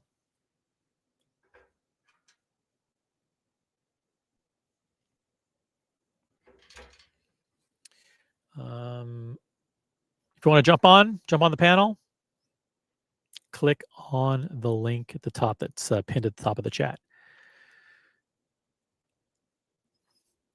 2.4 billion Swiss francs, a slight uptick from the previous year, bucking the industry's negative trend. Resta said the company would be up again this year in revenue. We will continue growing, but I don't believe growth is a healthy measure of success. Growth can be a disease.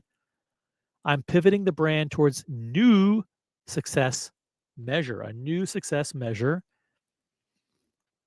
which is innovation and reputation of the brand.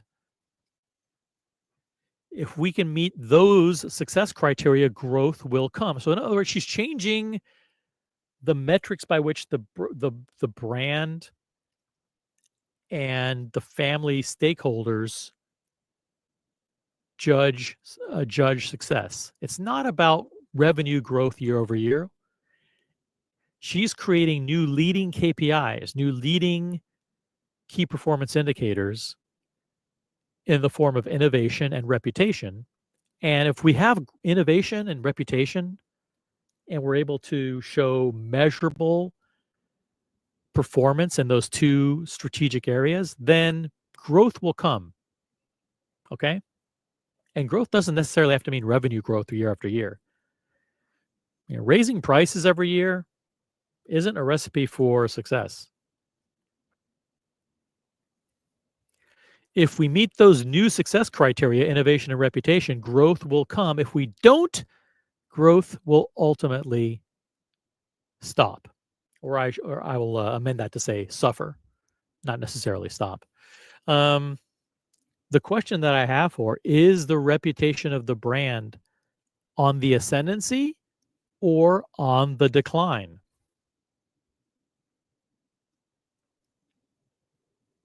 Right? So let's figure that out right now by conducting a poll. We will conduct a poll, a flash poll right now. And it's a simple poll, okay? Is the reputation of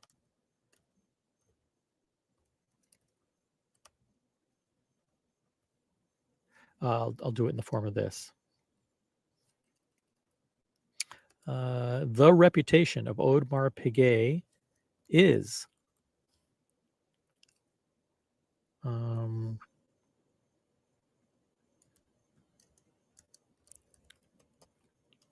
increasing.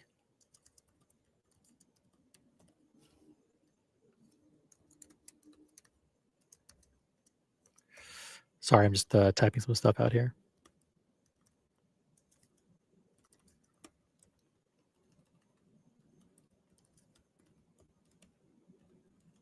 Okay, boom, here's the poll.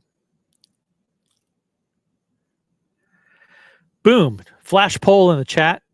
The reputation of Audemars Piguet is going up or going down? Is it getting better or going worse? You tell me, because if reputation is one of her strategic criteria for measurement. I need to step away for like 10 seconds. There'll be some there's gonna be some dead air for 10 seconds. I'll be right back.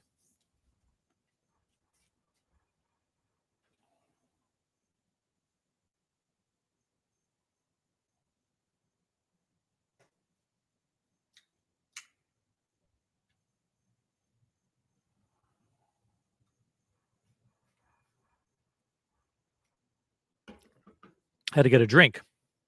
Had to get a drink. All this talking, guys.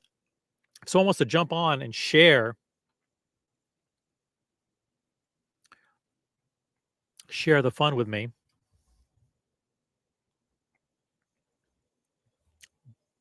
jump on.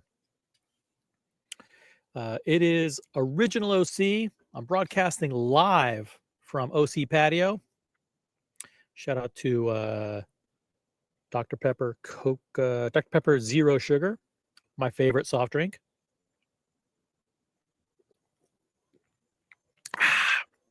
Fucking awesome. I love Dr. Pepper Zero Sugar. I highly recommend it.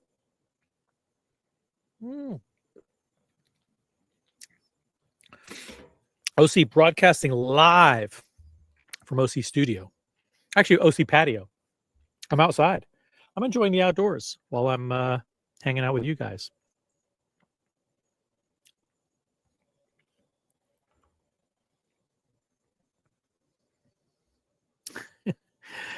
The chat is a great chat. I love the chat. You guys are funny. Vote in the poll. Vote in the poll right now. Ilaria Resta says that innovation and reputation of the brand are the leading KPIs that should be used to measure success of the brand. So the question is, I think on innovation, actually, they're crushing it. On innovation, I'm going to be honest, they're probably doing the best job of any of the leading brands. I mean, they're at the top with Richard Mille in terms of material innovation, engineering, functionality. I mean, they introduced the new perpetual calendar movement. They just introduced a new perpetual calendar in a 38 millimeter size. They have the Star Wheel. They have all kinds of cool. I mean, innovation. They're crushing it. AP is at the top, you know. But the question is, like, how is the brand of how's the reputation of the brand been doing over the past several years? I think the problem or the issue is that most VIP customers think the brand is in decline. I think most people who are watch people think that over the last 2 to 3 years, the reputation of the brand is not going up, and that's why they're getting rid of watches. That's the issue. I think she's spot on that reputation of the brand is important. The problem is the reputation is suffering. So, I think for those of you who criticize Ilaria Aresta's leadership, I think your your criticism may be misplaced. She actually knows exactly what the problem is. The problem is reputation of the brand. And if she has smart people around her, they will tell her, guys, AP isn't as well liked as it was 4 years ago. Patek is well respected. Rolex is well respected. There are very few brands that have great reputations. AP used to be a member of the Holy Trinity. You know, let's get to 25 votes. I know there are very few people watching right now. I think there's like 7 people watching, but I want every single person to vote in the poll. So there should be if you don't see it, refresh or leave and come back in. I want every single person watching to vote in the poll. The question is AP's reputation getting better, on the increase? Is it ascending? Or is it getting worse? Is it on the decline? Is it descending? You know, talk about it use your own personal experience.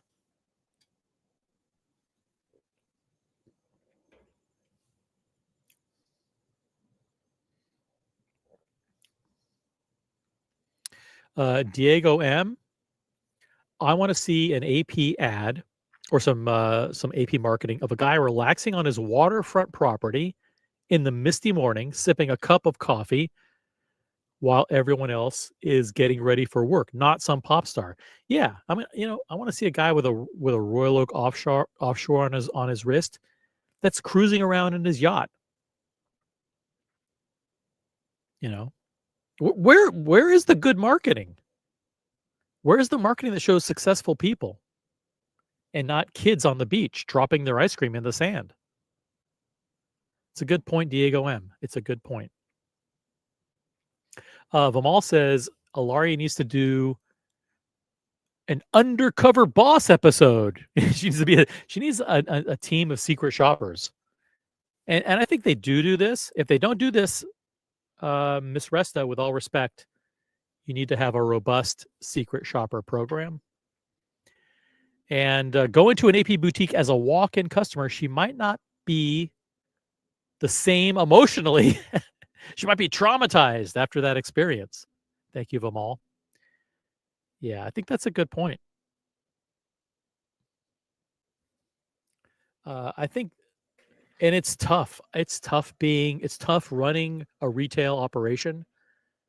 It's tough hiring the right people. I have a great SA. I love my SA at AP. He's a super nice guy. And I love my boutique director. Shout out to Natalie.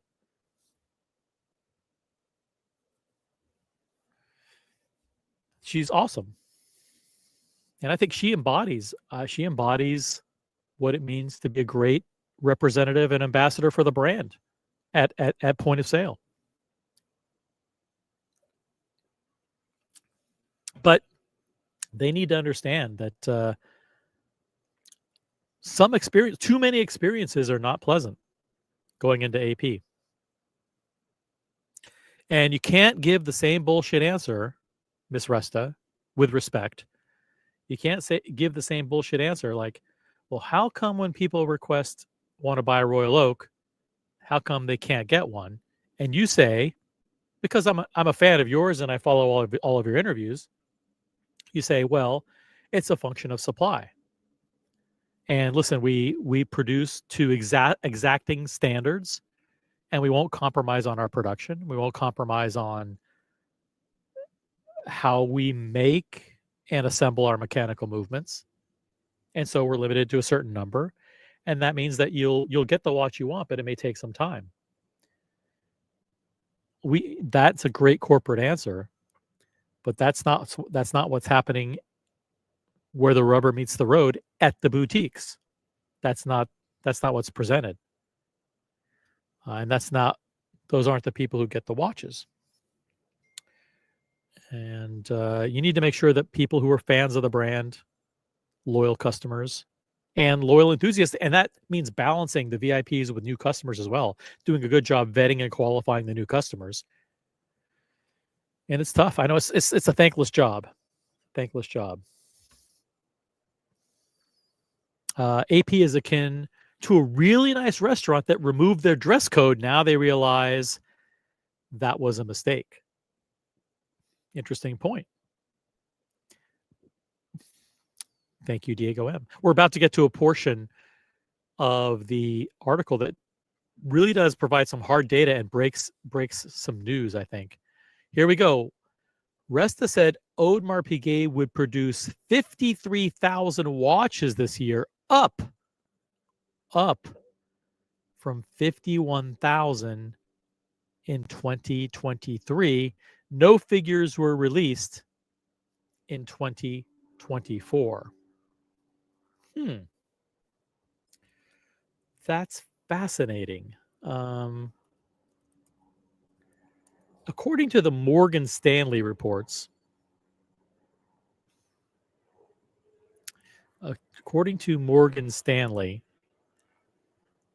again, those are just estimates for Morgan Stanley. Production for 2024 for AP was roughly the same as 2023, 51,000 units. So AP is basically increasing production by a nominal 4%. Right? So she's increased production by 4%. I would argue that they should be cutting production by 4%.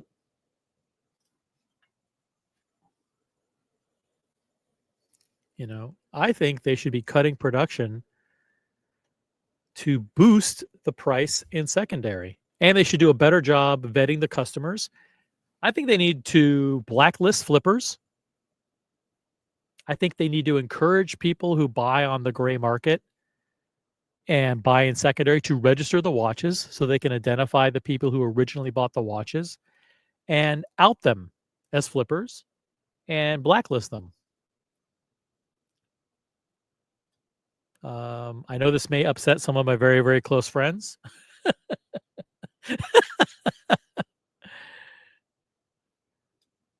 But I think they need to go in the opposite direction. They should not be increasing production. They should be cutting production by between 4 and 8%. And I know it's tough. Because you want your watchmakers to be more efficient. You want them to produce more with less. You want revenue to go up, blah, blah, blah. But, for example, the Code 1159, you should be cutting production.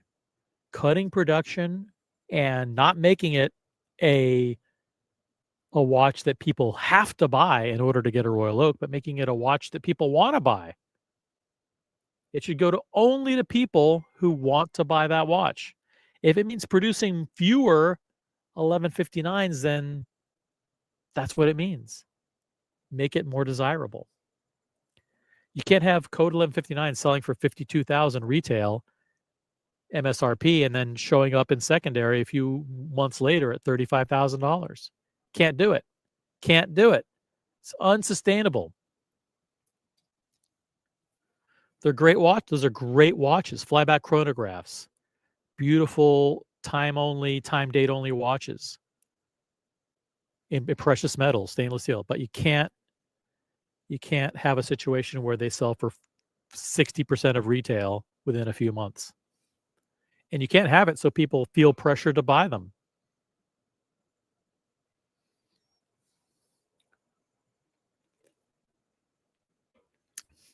OC commentary over. Mikey says, you got to give AP kudos for opening their new AP house in Manchester, UK, a great city. I've not been to it, but has a cool roof terrace and a prime location. AP and Oasis collaboration coming soon. Who's to know? Who's to know?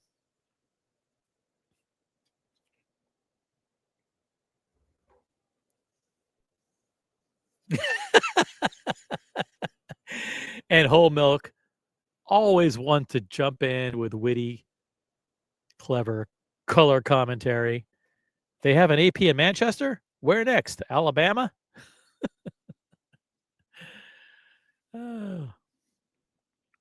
So AP increasing production by 4% this year. Without flippers, Buckley is one of those people that I would invite to a dinner with AP CEO Ilaria Resta. 100%. I think Buckley has a unique perspective. He's an AP customer. He's someone who's bought AP in the past, probably will buy AP in the future. Knows exactly what you need to do on different levels to improve the reputation of the brand. I think it would be an eye-opener for Miss Resta to sit down with a focus group of 5 New York City collectors that I put together for her. AP team, you can reach out to me anytime. Anytime. Put together a dinner in New York. We will, if you want to meet in La Brassou, we'll fucking meet you in La Brassou. Whatever it takes. We're fans. We're fans of the brand.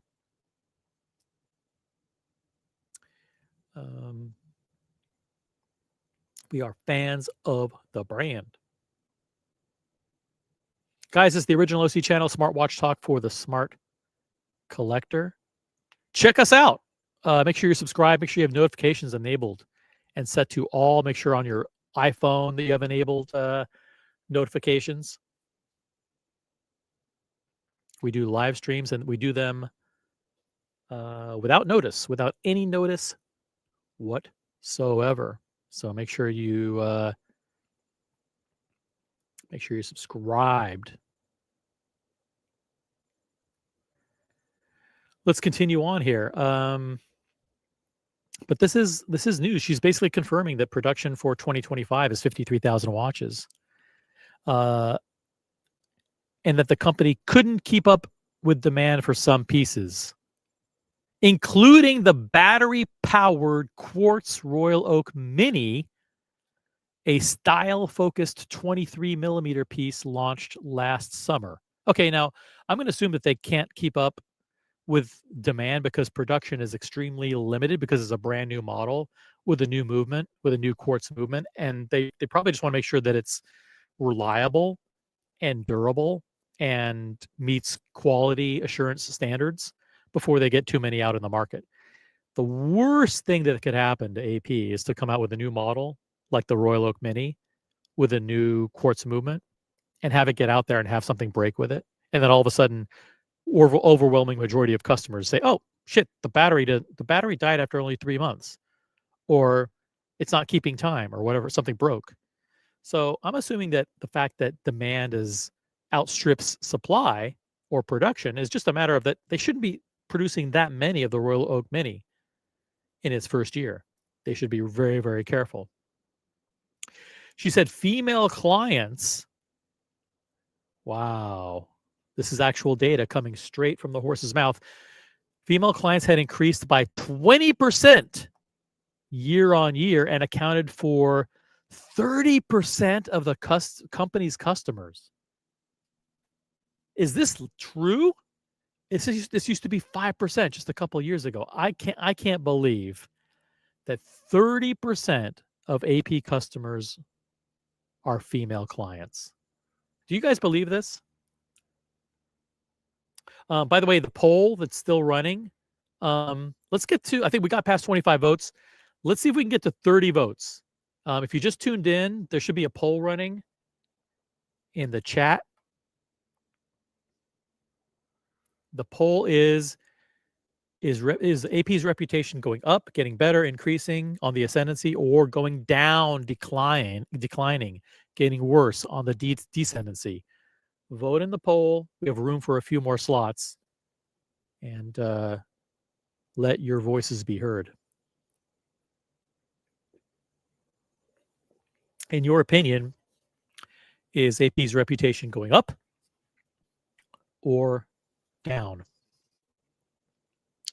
A room for a few more slots in the poll.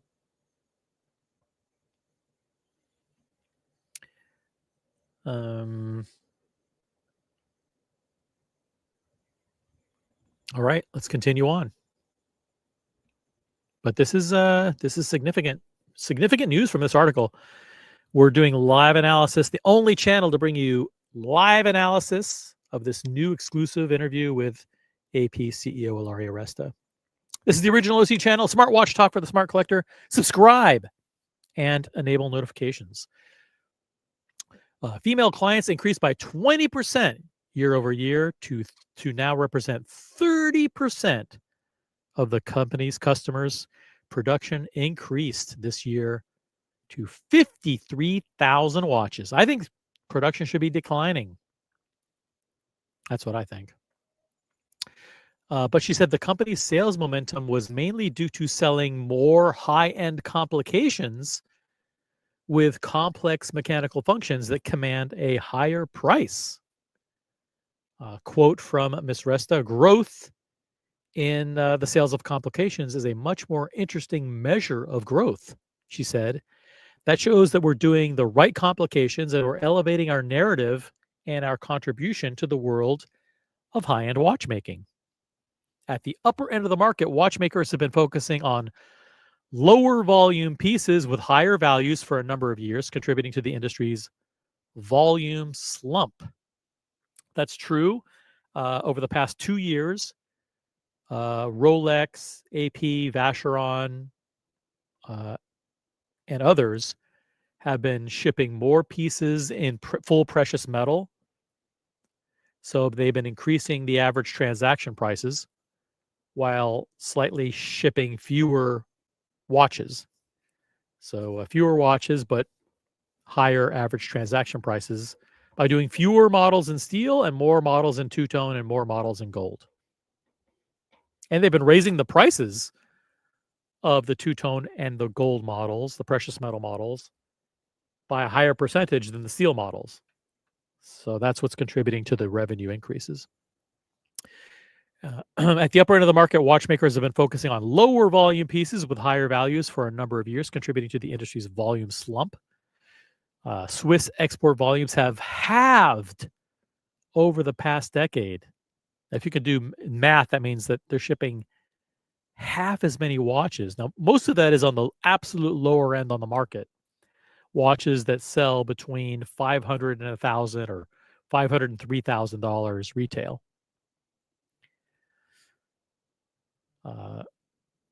Volumes have halved over the past decade, according to the Federation of Swiss Watch Industry. That's the Swiss Watch export volume that we track on this channel. Some years we might produce fewer watches because we're focused on higher end complications, Resta said. We're also looking at 100% handmade pieces that take 2 years in the life of a single watchmaker. That's the super high-end watches, like the high-end complications, like the Universal, for example, take a very long time to produce.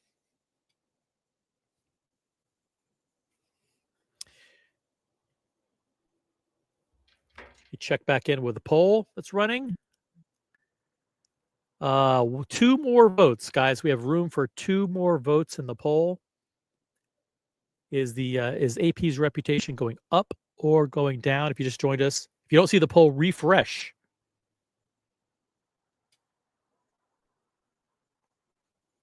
Refresh. We need one. There's room for one more vote, and then we'll end the poll. One more vote. If you haven't voted in the poll, there is one more slot available to vote. Make your voice heard. Become the last and final vote before we close out the poll.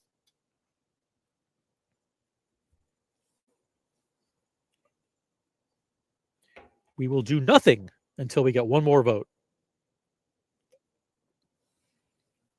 If you just joined us, if you haven't voted in the poll yet, vote in the poll, refresh, or check out the chat. Should be in the chat somewhere. You voice your opinion on the reputation of AP. Is it going up or going down? One more vote, please. If you haven't voted, one more vote. Let's put this to bed. And by the way, the results of this poll are binding. The results are absolutely binding.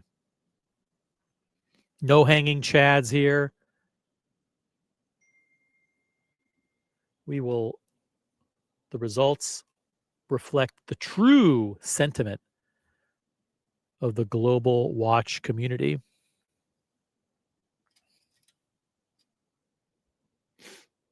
One more vote, guys, in the poll.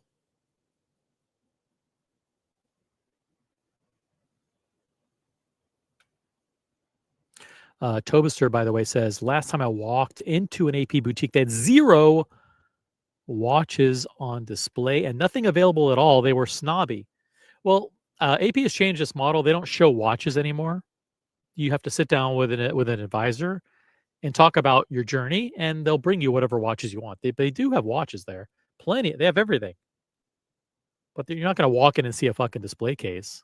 I think that's a smart move on their part. I mean, they don't want people just walking in off the street looking at watches. You should have to make an appointment. Make an appointment to go in. Or like if you show up like ad hoc off the street, you shouldn't be allowed to like fucking browse fucking display cases. You should have to wait for a client advisor. So, I mean, there's nothing wrong with not having watches on display. Nothing available at all. Listen, it's the same with Rolex. It's the same with Patek. You're going to have very few pieces available.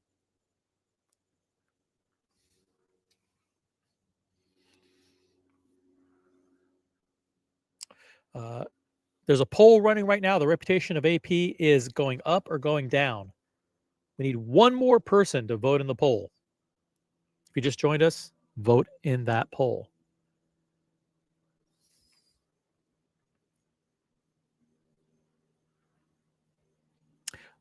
Buckley says, Brody, directing a comment at Brody, you don't think Roman and friends have a ton of people that they are funding to buy? The Royal Oaks are propped up by flippers.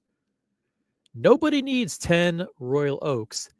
They make one watch. Brody's original comment was, demand creates the flippers, Buckley, not the other way around. Buckley's original comment was that AP needed flippers to survive.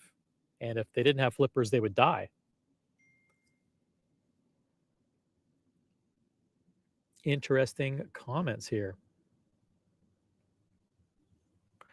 They had display cases, but they were all empty. Get rid of the display cases then. They should not have display cases.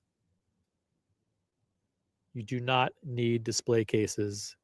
I mean, maybe a couple where you have like you show some old vintage APs, but you don't need to have a giant display case with a bunch of configurations of watches.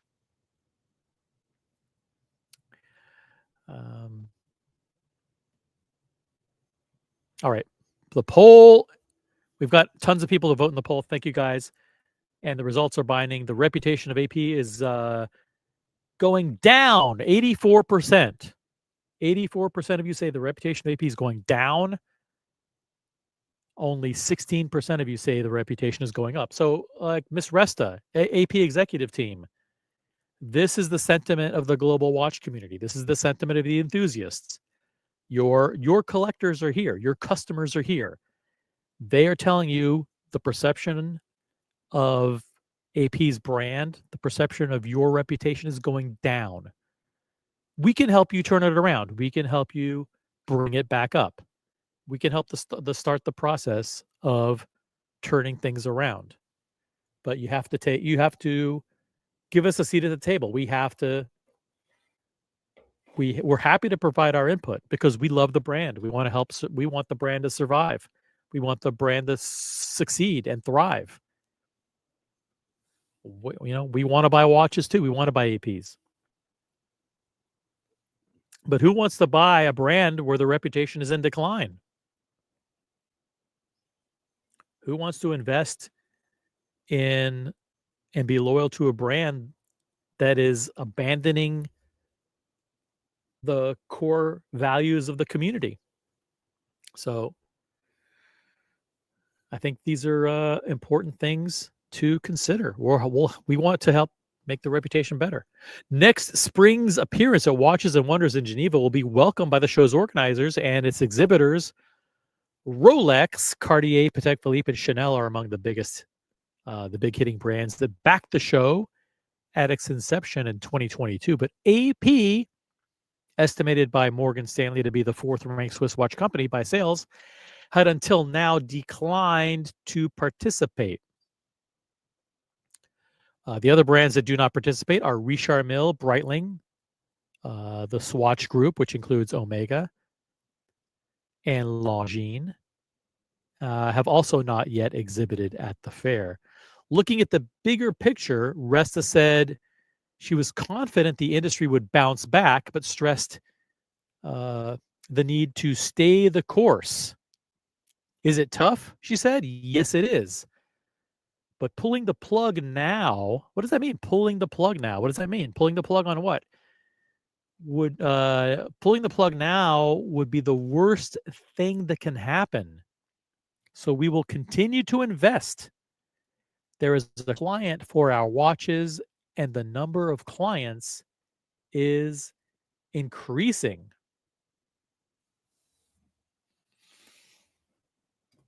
And there we have it. The conclusion of this exclusive interview with AP CEO Ilaria Resta. Huge thanks to, if you want to read the article for yourself, and you probably do, I'll drop a link to it in the chat. There it is. The article and the interview is courtesy of Business of Fashion. Check them out at businessofashion.com. And thank you to Robin Swithenbank, who is a contributing writer at the Business of Fashion.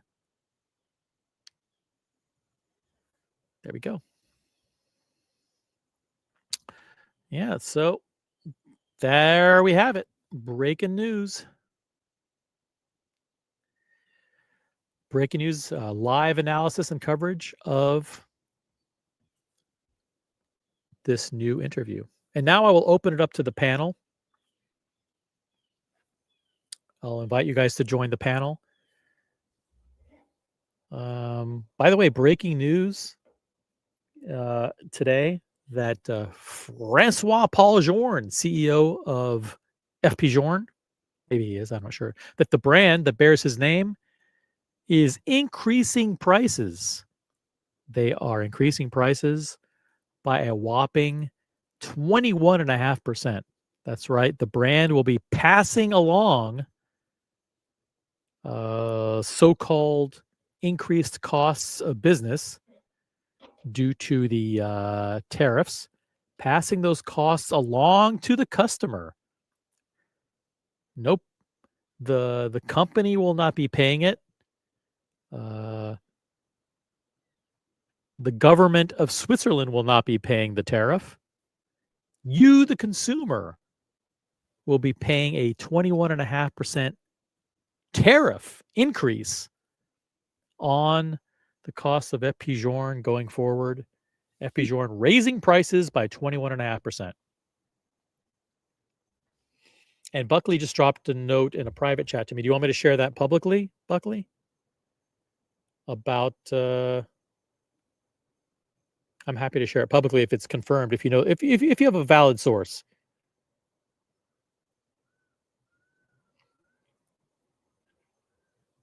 Buckley's watching. He has breaking news on another Swiss brand.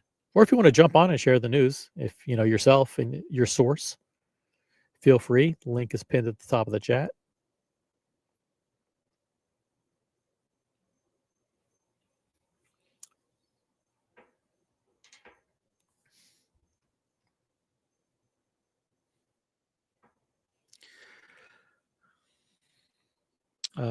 You can turn your camera off if you want. If you can just you want to join the camera off, feel free. There should be a camera icon, and you could just hit it. Or if you want to keep camera on, you can do a thumbs up to me. Okay, cool. Stefan, what's up? I say, good to see you. You okay? Yeah, doing good. Good stuff. It's been a while since I saw you in Geneva, which is it has been a while. Yeah, I remember it was so cool meeting. That's one of the great things about going to events like Watches and Wonders is just bumping into people who you know through the live streams and have never had an opportunity to meet in person. And Stefan is one of those, and we able to meet, take photos and chat briefly while we were there and at Watches and Wonders. I'll be in Dubai in November, so if anybody wants to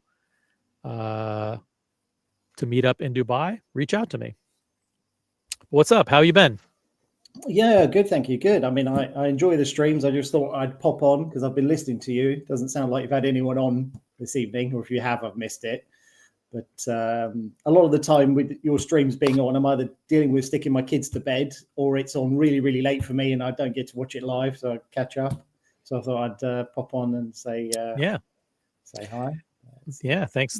And I appreciate everybody who watches the streams on replay. Most people actually, I think about half of the people watch them live and half of the people watch them on replay. I haven't gone through the analysis, but we do have a lot of people in Europe that if I'm not doing an early stream like I am now, early US time, they tend to watch it in the morning.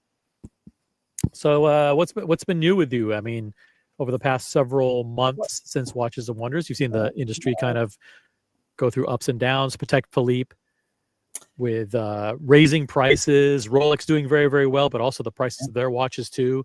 They implemented a price increase in, I think it was June, on 14% price increase on full gold Daytonas.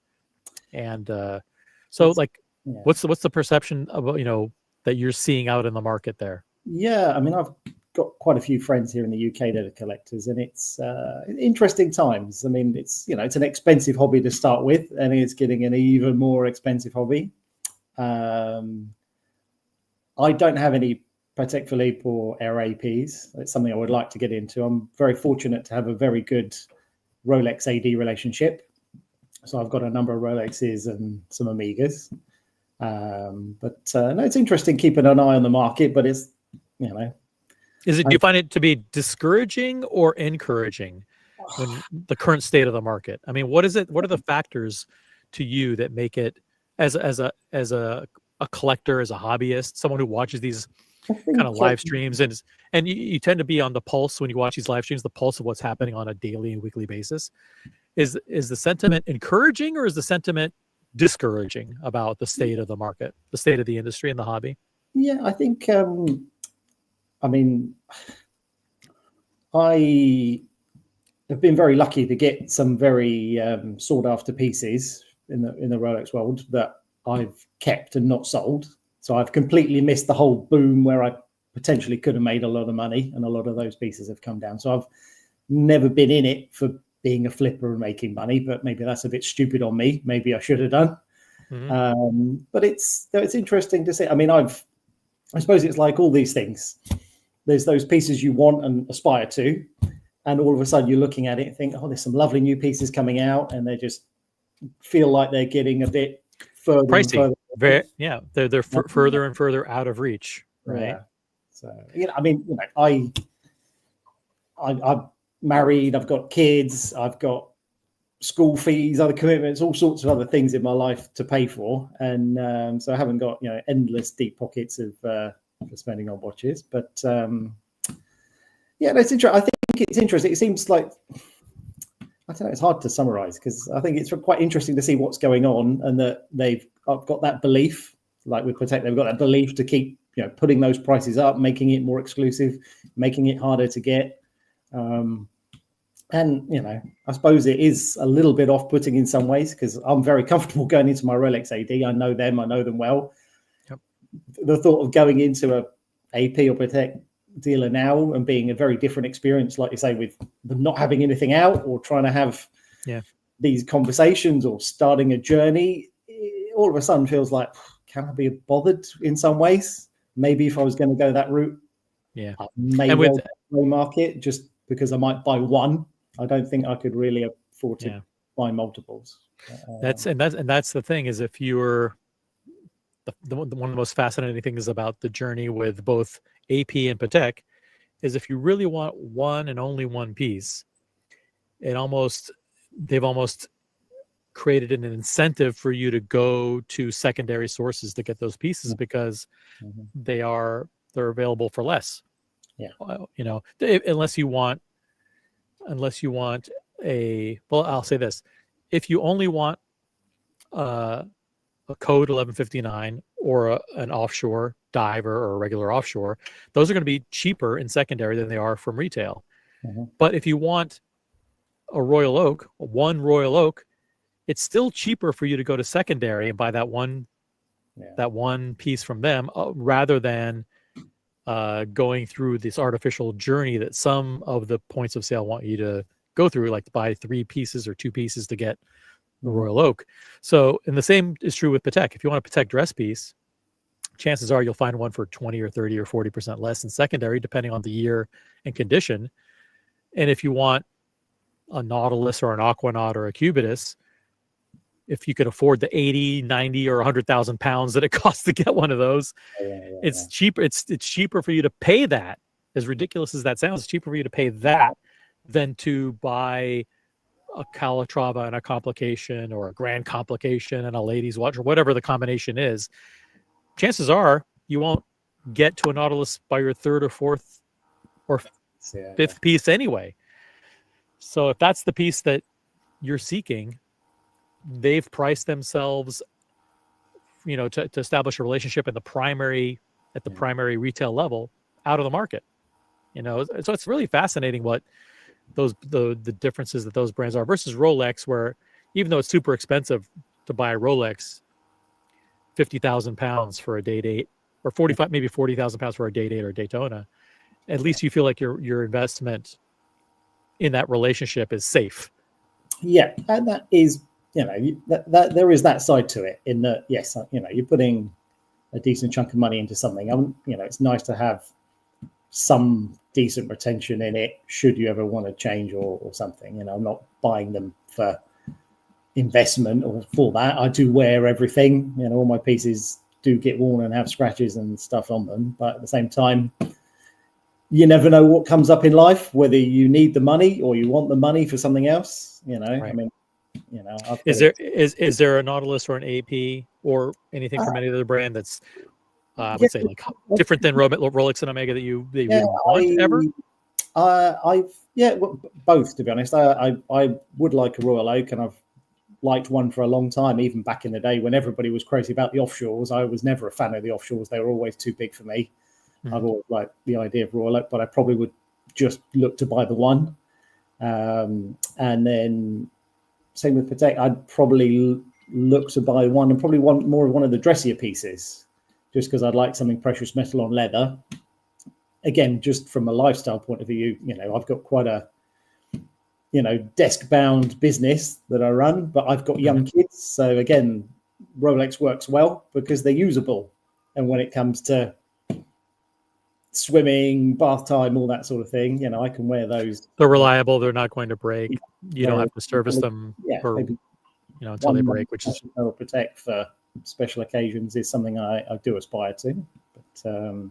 But no set decisions on any particular models, because there's so many that I like. It is hard to pick one, and I'm not really in the market for one right now, so it's just nice to enjoy and window shop. What's the last Rolex that you purchased? Funny enough, I've got a new 2025 watch that I have picked up. that was a Uh-oh. Watches and Wonders release, but I haven't actually got it in a condition where I should probably come back on another time and maybe do a bit of an unboxing thing on that. What do you mean you don't have it in the condition? What do you mean by that? If you're going to unbox it, you want to open the box, and there it is. Oh, we don't need the actual physical box. Forget that. No, I do have something, but it's going to be a slight disappointment in some ways because it might not be what you're thinking.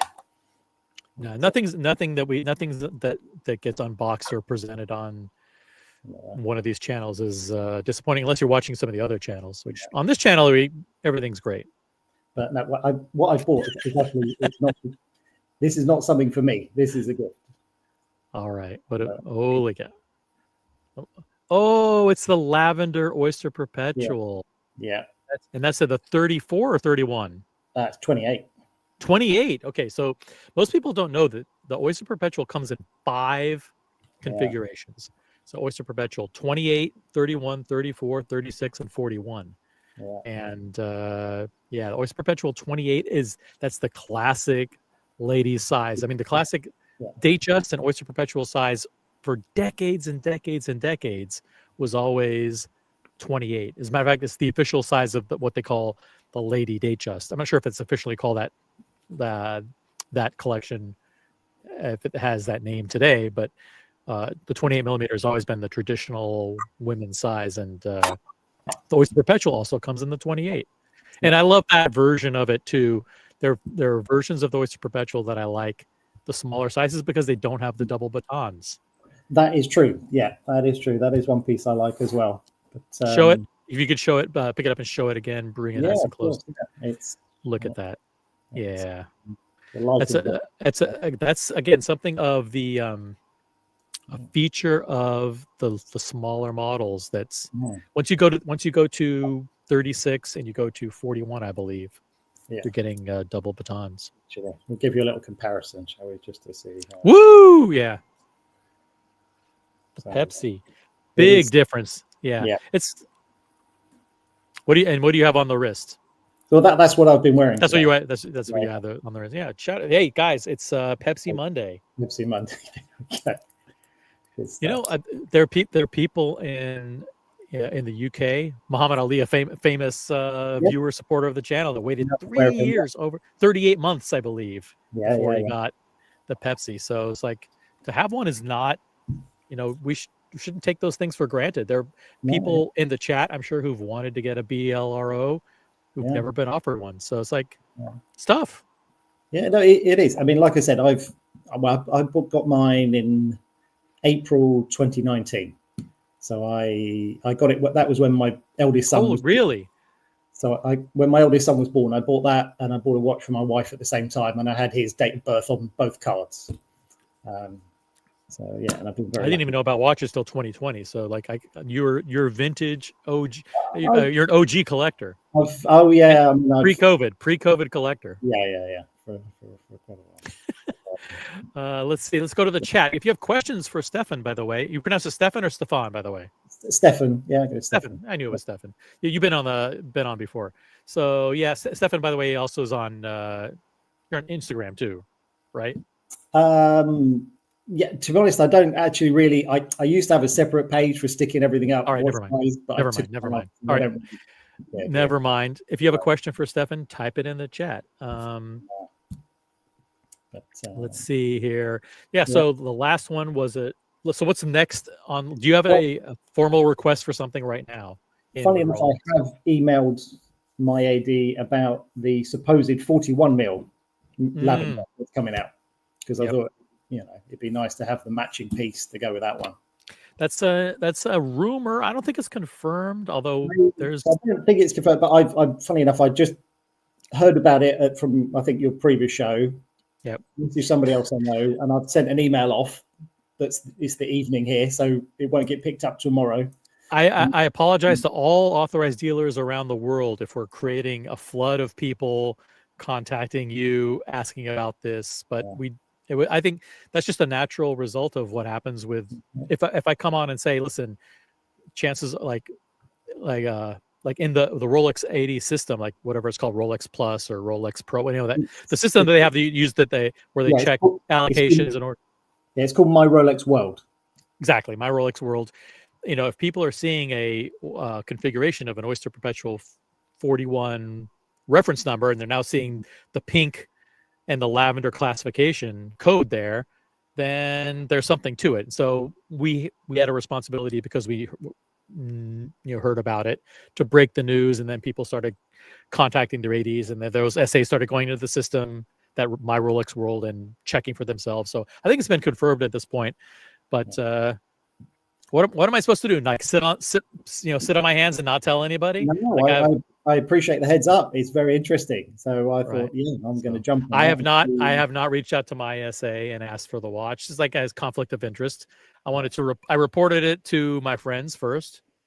They got a heads up, and then boom, it goes out to everybody. Fair shot. Everybody gets a shot to contact their AD and say that and be the first to say, God, I've been thinking, I really wish that if they had a pink version of the watch in a slightly bigger size, that I would wear that. I wish Rolex would come out with that. That would be awesome. RS Fan in the chat, by the way, says it's confirmed. My AD email. So see, we are getting people who have reached out to the ADs and confirmed it. That's a cool thing. Thank you, RS Fan. So yeah, I would love to. I mean, again, double batons don't work for me.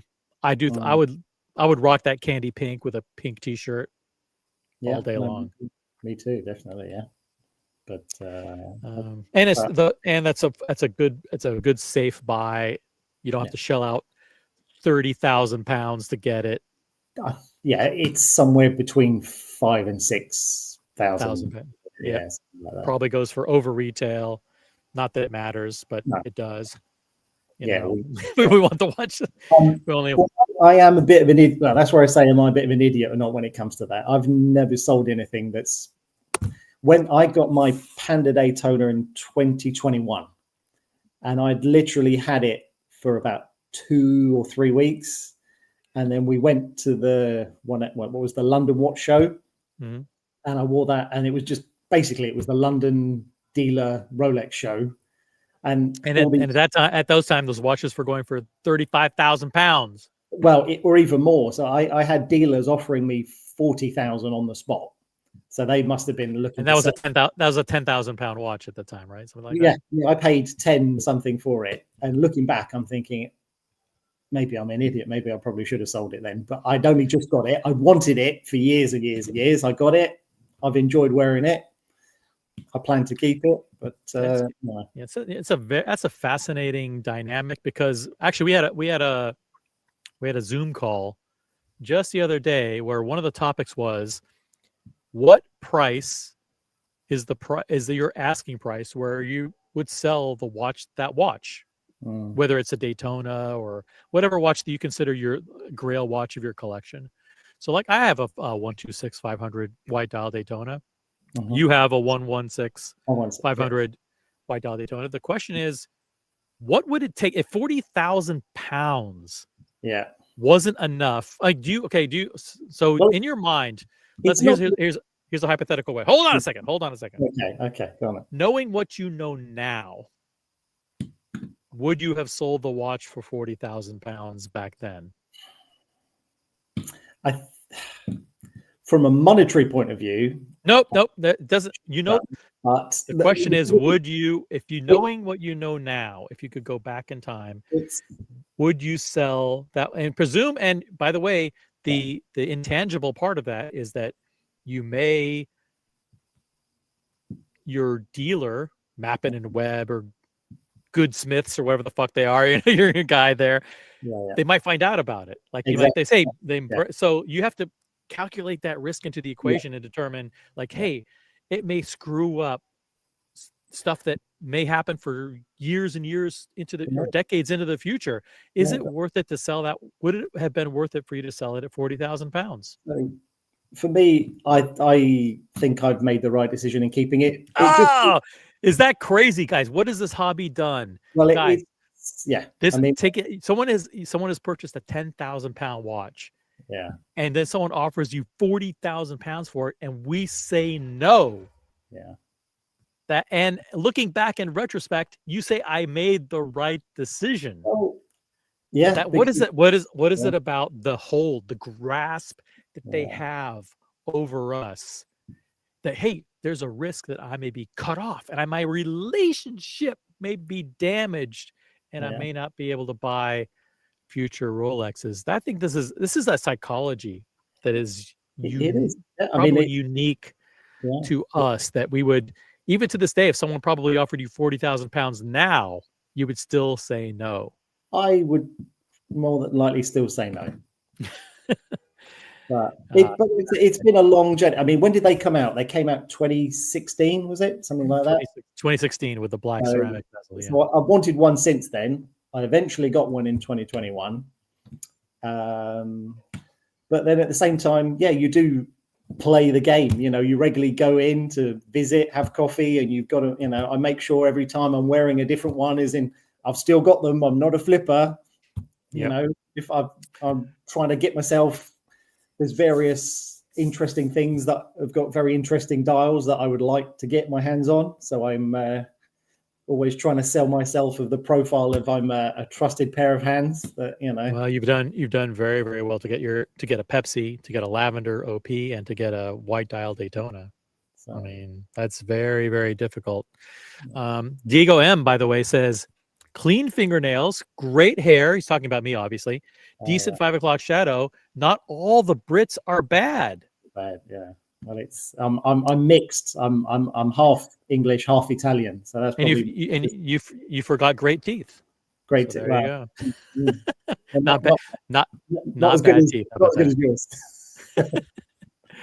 Whole Milk says, by the way, if you're a $100 a month member, you too can be invited to the exclusive monthly Zoom calls. I don't run the Zoom calls. I mean, we have a group that anybody can run the Zoom call, but no, actually, it's even more exclusive than that. I don't think there's not a dollar membership level where you can get, if $500 a month, you can get exclusive WhatsApp calls with OC, but not the monthly Zoom calls. Those are highly coveted. Yeah. We do private meetups. We do private events. We did private dinner a couple of days ago in Manhattan. We do private dinners every 2 weeks in Manhattan. You know, we want to maintain an era of exclusivity about it. But if you're ever in New York, hit me up on IG. I had someone who reached out, by the way, from, who was it? Where was this person from? From Connecticut, from Greenwich. From the financial sector. It's like a very successful financial guy, works for one of those Greenwich banks, and said that he wanted to attend one of our private dinners. And we have to vet and qualify. You must be vetted and qualified in order to be included. But there's no dollar amount that can replace vetting and qualifying in the community. All right, so the next piece that you want would be a potentially a candy pink Oyster Perpetual 41. Lavender. Oh, lavender for you. So you have Mr. and Mrs. Yes, this is the plan. Yeah, but in terms of the bigger stuff, I'm quite keen on a yellow gold Daytona. Holy shit, you can't afford that. That's crazy. What about your kids' education? What about college? I know. Well, yeah. So there's, I mean, I've always wanted I've had vintage yellow gold pieces. I've always wanted a brand new yellow gold piece, and I'd like, if I'm going to do it, I'd like something with an interesting dial. So some of the new Daytonas, or maybe the new GMT on the Jubilee, I quite like with that. Is it Tiger Iron dial? That's quite interesting. Tiger Iron. I think that's. I know I'm trying quite high with some of these, but I suppose I'm also at the point where I'm very comfortable with what I've got. You know, I'm very happy with the pieces I've got. Like I said, I do use them. I rotate them. You know, keep a few at home. A lot of the stuff is, it's in the bank from an insurance point of view. Can't keep everything at home. But by the way, if you're a fan of Tiger Iron, one of the watches that I think you should not consider is this new Yeah, I've seen that. Gerald Charles Tiger's Eye dial watch. But it's very rare that I would even pull something like this up. But since you mentioned Tiger's Iron, I thought I would mention the Tiger's Eye. Also, someone in the chat, I think, whole milk, of course. It's always whole milk. You notice that? It's always whole milk. OC, have you covered the new Gerald Charles Tiger's Eye? This is the, if you count backwards from 3, 2, 1. Yeah. Goodbye. That's Yeah, the extent. That's the extent to which that watch will ever be covered on this channel. Not on the approved list, so that's it. Yeah. Fuck no. If you head on over to christianandharris.com or Christian Harris YouTube channel if you want full coverage of Gerald Charles and the new Tiger's Eye dial. So that will not be featured here. By the way, what do you think over the past 9 months we've done a positive job with the community, making sure that people reach solely for the cross or for the crown?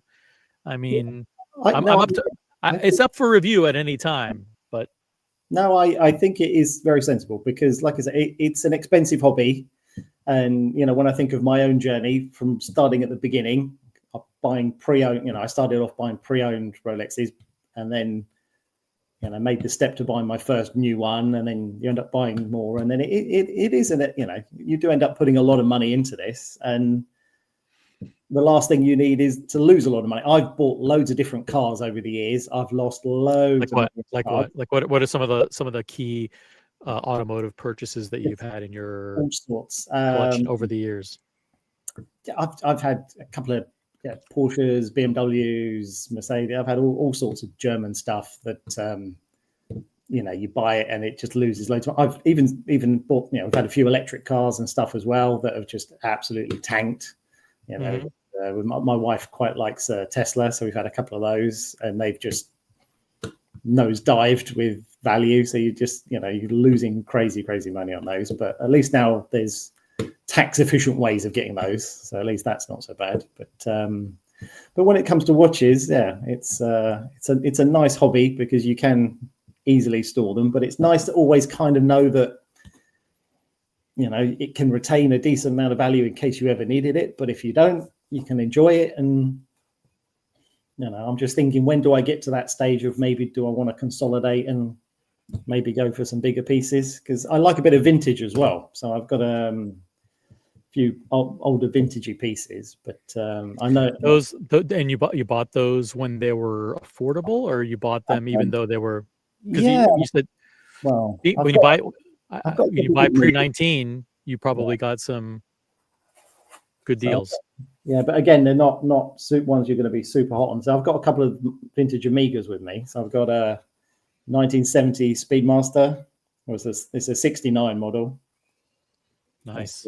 And then I think that's a 66 Seamaster 300. So I've got a few of them. And again, I've got them for decent money where, they did spike a bit. But again, I go through phases. Some days I'm in a,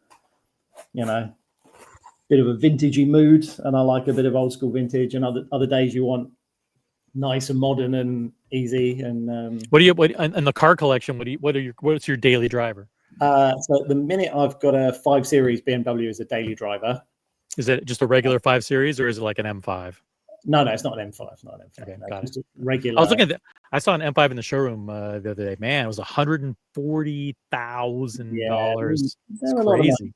Yeah, I mean, I'll be honest with you, it's lovely for when I do a long journey, but it's actually too big for being a daily. I'm actually looking at changing it because it's really the size of a 7 Series from sort of 2 generations. A few years ago. It's far too big. And then I have a Porsche Boxster as a sort of weekend fun toy for 718 Boxster. No, mine's an older one. I've had original one. Yeah, my brother had one of the original ones when they first came out. Is it cabriolet or regular? Yeah, they're cabriolet. Yeah. Gotcha. So I've had a few of those over the years where I enjoy driving a manual car for fun, but I don't actually get a lot of chance. Is it air cooled? No. It's liquid cooled. But, yeah. Inside joke for those of you who are watching. Oh, okay. Um, No. So again, I've lost loads of money on silly cars. So I thought, no, I'm only buying stuff where I, don't want any finance things. I just want to own it outright, have it just for the occasional use. Where a nice sunny day, fancy going for a drive, just something that makes a bit of noise, have a bit of interaction. But it's two cameras in the UK where we are, so it's not so easy to just go out and enjoy yourself. They're always out to get you. Huge people in Germany on the Autobahn do take their cars out and are able to enjoy those long GT touring stretches. Shout out to our friends from the Watch Ragazzi channel who have joined. Welcome them. Say hello. And if you're watching and you just jumped in from the Watch Ragazzi channel from Germany, say hello in the chat. Yeah, so I have been fortunate enough to do that a few times because my wife's got some family that are still in Italy, so we do at least once a year try to go and visit her grandmother and some of those. So we do tend to drive, and that's why I like doing that journey. We'll stop off in France, stop off in Switzerland. Sometimes we've been through Germany, other times we've gone in through Italy the other way. And that's when we went to Watches and Wonders. That was one of those holidays, and I stopped in Geneva for a couple of days just so I could go to the show, and then took the family. And I had the family with all the luggage and everything in the car and done some reasonable speeds going through Germany. Nothing too stupid, but it's quite just nice just to say you've done it, to be able to go on that motorway and go as fast as you feel you're comfortable with. And it's legal because, like everything, will it stay that way? I mean, they'll always find a way of trying to change things or cap it or. Yeah, I understand. Now, what's the situation with? Are you in the suburbs, or are you close to like a major city like London or something like that? Yeah, I'm north of London, so in the south of England. But so London's quite easy for me to get to now on the train. I've lived in London a couple of times previously, but having kids and schools and everything, it's much better to be out of London for home life. Yeah. Now, would you have any problems wearing your Pepsi out in London? Or I know generally there's this feeling like, well, don't wear your watches in London, but I was just in Paris for a few days. I was wearing a Patek. Patek looks like Wellington. Looks like some crazy. I think it does. I do think about it, and it does depend how you're doing it. So if I had to get the train, or if you're going to go on the tube on the underground things, if you think, am I going to be stood there and you're holding onto a rail and your watch is sitting like that? So you can't enjoy your watches. You can't enjoy your watches on public transportation. I do wear them, but you do think about it. And again, I don't know. Is it because I've had years and years of people like Paul Thorpe and all that saying London's so bad and there's this mugging, that stabbing? Yeah, I'm sure there are those things that happen. So I'm cautious. The question is it exaggerated, or is it just? I think I've never seen any of these muggings, and I don't know anybody that has had that happen to them. Thank God. I think there's plenty. Mobile phone theft is rife from people on these. That's disgusting. That's so disgusting. Or the pickpocketing, or just the theft of the phone, snatching it out of your hand, or you're walking down the street, or you're in the mass transit, they snatch it before they leave out the door. It's absolutely disgusting. No respect for private property and personal space. Yeah. So I do think about it, but it's the same with your phone. Don't walk around holding your phone like just as something obvious. But I think it's just one of those things. There's been various other cities in the UK where I have worn them as well, and there have been times I've been walking around and just thinking. Sometimes you just get a feeling or a bit of a vibe of thinking maybe I'm going to take this off and put it in my pocket because maybe depending on. Yeah, I mean, for example, we have news out of Los Angeles, and Rolex theft caught on camera. This was an unfortunate situation where someone was filling up his tank of gas And let's just play this and see what happens here. In Sherman Oaks, a man robbed of his watch while pumping gas. Yes, it happened during rush hour yesterday, right off Ventura Boulevard. KKL News reporter Zach Boeto is live with video of the crime. Zach? Pat Rudabay, good evening. LAPD still searching for these three suspects who were seen pulling into this Sherman Oaks gas station here on Van Nuys and Ventura Boulevard, grabbing the victim while he was pumping gas, stealing his watch. This is a situation that happens anywhere in the world. You know, you pull into a gas station and you're pumping gas and you've got your watch on your wrist and you're not safe. You can't do that. I mean, what the hell's what's the world coming to? And taking off. Three guys attacking one gentleman. And looks like they're stealing his watch. New security video shows three suspects jumping out of a black car and tackling a man to the ground as he pumps gas in Sherman Oaks. The suspects wrestling for the man's Rolex, then snatching the watch and speeding off. That's really like messed up that happened and stuff. People work hard for their stuff. It's unbelievable.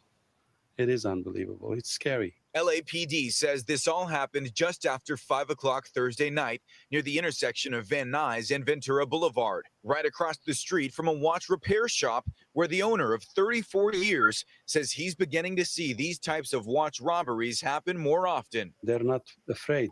They're just in. What he should say is, hey, if you don't want to get robbed, we have a full line of Hamiltons available. Hamiltons. I think I saw the yellow Invicta box in the window as well. Yeah, we've got some highly undesirable watches. I can guarantee you will never get jacked if you buy my watches. Daylight. Some guys are either desperate or out of control. Just a few doors down, workers at a I don't think desperate is the right word to characterize these criminals. Honestly, I think out of control is more like it. But I think there needs to be swift and severe punishment for anybody who burglarizes an establishment or engages in a crime where you're assaulting somebody and stealing personal property, whether it's jewelry or watch or a purse or whatever.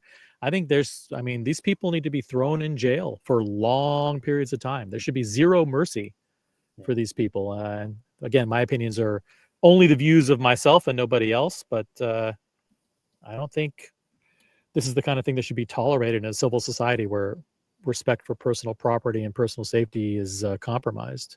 Yeah, I agree. But this is part of the reason I like the vintage stuff, because sometimes I'll wear that depending where I'm going and what I'm doing. So I can still enjoy wearing something interesting that I like, but trying to take away some of the risk factor, which, like you say, you shouldn't have to worry about stupid stuff like that. But it unfortunately, that, you know, in the current world, London as it is, and some other cities I go to, Let's continue on with this report here. Sherman Oaks Gelato Shop say they've also been the target of thieves, recently stealing product and a tip jar. He literally just, opened the freezer, took a pint, and then said a couple words to me and walked out. LAPD says Thursday's thief. Now, listen, I think theft of ice cream, as you guys know, I'm a big believer. I love sweets and I love desserts. I almost feel like theft of ice cream is on the same level as theft of Rolex. I think that should be punishable by at least 1 year in prison. So the ice cream is something that should be cherished, and I don't think that people should be brazen enough to think that they can just walk in and take ice cream without paying for it. Thieves got away with the watch in a black Audi A6 or S6. The watch store owner says the value of the Rolex reported stolen can be between $5,000 and $25,000 or more. And while he's that's quite a broad range. That's quite a lot, quite broad windows. It could be 5 or it could be 20. We don't know. Maybe it used to be worth 25 and now it's worth 5. Who knows? Says the sentimental value may be irreplaceable. It's not worth risking a life. The life is more important than the object. How come these guys haven't been caught? We have cameras everywhere in Los Angeles. It's a black Audi A6 or S6. It should be easy to find. These three criminals should be put in jail for at least 5 years for this crime. Back out here live, LAPD says those suspects used a hidden gun to coerce the victim into giving up his Rolex watch. Detectives are now searching for 3 men around 6 feet tall and 160 pounds, getting away again in that black Audi A6 or S6. Pat Rudabay. So there you go. What a shame. What a shame. By the way, Whole Milk wants to know, are you a fan of Chelsea? I'm not a Chelsea fan, no.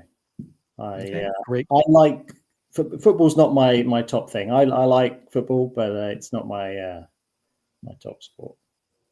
I'm a cars guy. I'm a motorsport guy. I like Formula One and other racing is my thing, and a bit of golf, a bit of tennis. But having kids these days, it's hard to indulge in any of those sort of things that I like. It's kids TV and park and other stuff. Yep. By the way, also breaking news out of Denver, Colorado, United States. At this hour, Rolex robberies in upscale Denver neighborhood lead to suspected Venezuelan TDA gang member. Now, guys, I don't want to get too political. Try not to get too political in the chat.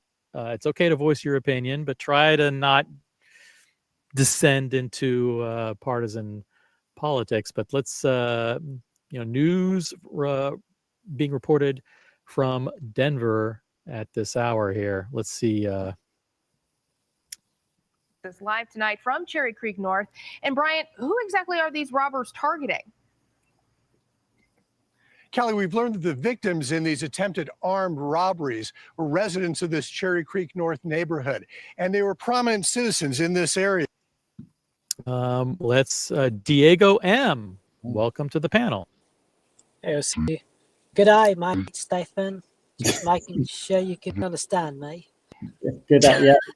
Archie? No. Good day, mate. Are you in Brisbane? No. Love your collection, mate. How are you, Missy? All right. Let's continue on with this. Check.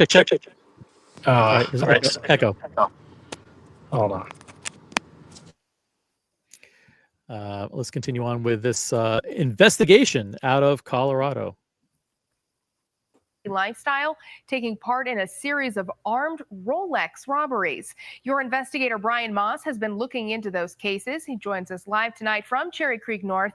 And Brian, who exactly are these robbers targeting? Cherry Creek North, and we have, I'm not familiar with that area, but Whole Milk says Cherry Creek is where Oster Jewelers is located. Oster is one of the leading independent watch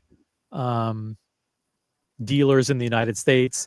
Oster is based in Colorado. We have Cellini Jewelers in New York. We have a few others, but Oster is extremely well known. They have a lot of the big independent brands: Arnold and Son, Chopik,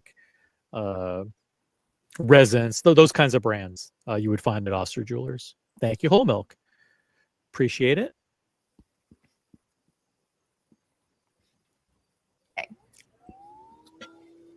Kelly, we've learned that the victims in these attempted armed robberies were residents of this Cherry Creek North neighborhood, and they were prominent citizens in this area. We've also learned that one suspect in these cases has now been deported, with Homeland Security saying that he was a member of Tren de Aragua, TDA, a Venezuelan street gang. The second suspect is still on the run. Why is a member of a Venezuelan street gang what are they even doing in the United States? What are they doing in Colorado? How'd they get in?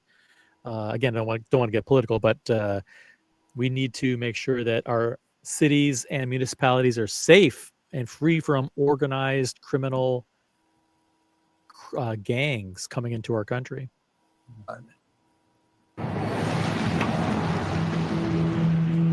With upscale shopping, art galleries, high-end boutiques, and fine dining, and surrounded by multi-million-dollar homes, Cherry Creek North is considered one of Denver's safest neighborhoods. I was sure that somebody would have walked by and said, "Hey, what's going on?" on the window like this, and I'm sitting in there. But on one particular day, it sure didn't feel like it to 85-year-old Larry Dietrich. And then I looked up, and he's got the gun pointed at my head, and he was very forceful. Watch. I said, you son of a, you're not going to get this watch from me today. Didn't you understand me? I said, you know. Holy shit. Wow. This guy's feisty, you know. This, you know, I don't recommend to anybody that when faced with an assailant, an armed assailant, that you do what this gentleman did. But let's interesting. Son of a, you're not going to get this watch from me today. Didn't you understand me? I said, you know. Turns out what happened to Larry was not an isolated incident. According to this Denver police document, there have been 3 robberies in Cherry Creek North within the last 12 months in broad daylight, where the unknown suspect attempted to rob the victim for their Rolex watch. Dietrich had just finished coffee with friends here when he got in his car to leave. There's always a spot in the parking lot. He says a feeling of rage came over him, that someone would rob him at gunpoint in his community during daylight hours in a heavily trafficked area. Finally, it sort of became a standoff that I think he realized in order to get my watch, even if I was wearing one, he was going to have to shoot me. It went through my mind that, well, if this is the end, so be it. But I just didn't. Oh, that's not the right mentality to have. No one, yeah, don't stand your ground. If you're unarmed up against an armed assailant, don't put yourself at risk. It's only a watch, guys. Don't say like this. If this is the end, so be it. Is not the right mentality. I mean, this guy's. You know, I understand the frustration of and the feeling of, the feeling of like violation of, you know, someone either coming into your home or coming into your car or whatever, but it's not worth it. Make sure your watches are insured, guys. Insure your watches so you can have peace of mind that if anything like this were to happen, you could let go of the watch and leave with your safety and the safety of your loved ones. Want to give up the watch under these circumstances. What did your wife say when you told her what you did? She said I was stupid. You know, that's what all wives say. Hey, that's being married. You wake up. Hey, what do you think of this? Hey, you're stupid. That's welcome to marriage. But this was just another chapter in a life of danger. Larry was a professional race car driver, racing the Pikes Peak hill climb in his 70s. Put the gun away. I just stood there, and they were parked. The would-be robber ran away, but 10 days later, it happened again. A prominent Denver lawyer was walking his dog at 3rd and Steel in the heart of Cherry Creek North mid-afternoon, 4 blocks from where Dietrich was held up. The suspect demanded his watch at gunpoint, wrote police, but say investigators, the 71-year-old lawyer refused to give him the watch. The suspect took off running. Wow, the citizens of Cherry Creek North don't bow down to criminals. This must be the worst neighborhood this Venezuelan street gang guy could have chosen. You know, they just remind me. I'm struggling in some ways to believe this is real, because to me this sounds like these guys think they're Clint Eastwood in Gran Torino or something, like some real. I just think they haven't been exposed to crime, you know, before. So it's like maybe they don't understand. I don't know. What do you guys think in the chat? Let me know. Eastbound on foot. It's been a deeply impactful tool. Denver Police Commander Cliff Barnes says investigators turned to the Flock camera system for help. It's a network of 111 cameras around Denver that can not only read license plates, but track cars by certain characteristics. They say in both of those robberies, Flock cameras around Cherry Creek North showed a 2006 gray Honda Civic with a temp plate was in the area. Flock was an integral piece of that, right? Because we were able to take a look at vehicles matching the description that was provided by the victim at the time. And police and by the way, it's I think the the law enforcement practice of pulling over vehicles with temporary card plates as well as obscured plates is one of the greatest things, because there's so much. You see a lot of these criminals that just don't have plates at all, or they have these temp tags that they I think that everybody who has a temp tag should be pulled over and have their registration questioned. That's overwhelming majority of the criminals are in these blacked out cars with temp tags. Screw these guys. Track the Honda back to its owner in Greeley, Fernando Rodriguez da Silva. Police say da Silva's cell phone was in Cherry Creek North during both of those. Oh, how'd they get his cell phone location? Interesting. Big Brother at work. Big Brother at work, guys. The cell phone tracks everything. So if you have it on, they're gonna, how did the local law enforcement, local police department in Cherry Creek North, Chicago, get a hold of cell phone geolocation records? Interesting. Robberies, and investigators say da Silva tried to cover his tracks by turning his phone off right before both robberies. I can't believe this. It's the same guys. The Department of Homeland Security said Fernando da Silva is a criminal Venezuelan illegal alien and a member of the vicious Tren de Aragua gang. The statement went on to say, does anyone in the chat know what Tren de Aragua means? I mean, if you speak Venezuelan, let us know. Please translate. I don't speak. I'm not fluent in Venezuelan, Ecuadorian, or Nicaraguan. So let us know in the chat. Arrested da Silva in January of this year, claiming he admitted to being the getaway driver for numerous TDA Denver area robberies. The agency says in March, da Silva, who they call a dangerous gang member, was deported to El Salvador. You can imagine what the press would have done with a murderer under those circumstances. Larry Dietrich's Cherry Creek North neighborhood is pretty quiet these days, although police are still looking for the second suspect. The gunman in both cases, 28-year-old Diker Rivero Urbano, who Denver police believe might have fled the state. I just wasn't afraid of dying. I just was furious and, could kill me. Now, we did ask the Department of Homeland Security for their evidence that Rodriguez da Silva was a member of TDA Tren de Aragua. They did not respond to that request. Police say if you're confronted by an armed robber like these men were, do not do what these men did. Instead, they say comply with an armed robber and prioritize your safety by cooperating, staying calm, and giving up your property. And if you do recognize Rivero Urbano, the second suspect, police ask you to call Metro Denver Crime Stoppers as they are actively looking for him. Live in Cherry Creek North, I'm Brian Moss. All right. So there is news out of a affluent Denver, Colorado suburb. Scary stuff. It's actually not hard, says Vamal. You see which numbers ping the towers in the crime spot and narrow the list. Thank you. We now know that Vamal works for the Canadian equivalent of the National Security Agency. Another win for Palantir. Yeah, invest in stocks that do big data collection.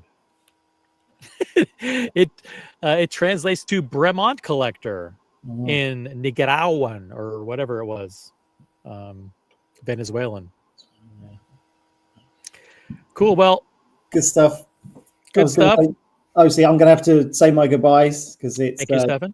20 past 10 in the evening here. I've got to sort a few things and get ready for tomorrow. But thanks for jumping on. Appreciate it. good chatting. I'll kick you out. Have a good one.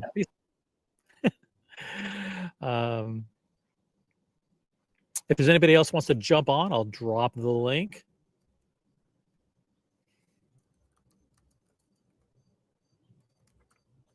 It's also pinned at the top of the chat. Boom. Let's see. I'll do one last sweep and see if there's anything else going on in the world of watches. Probably not. I'm not one to cover Gerald Charles or the Mad Seven or Studio Underdog. I just don't do that kind of stuff. Not here. If you do like that, please jump to other channels if they even exist anymore.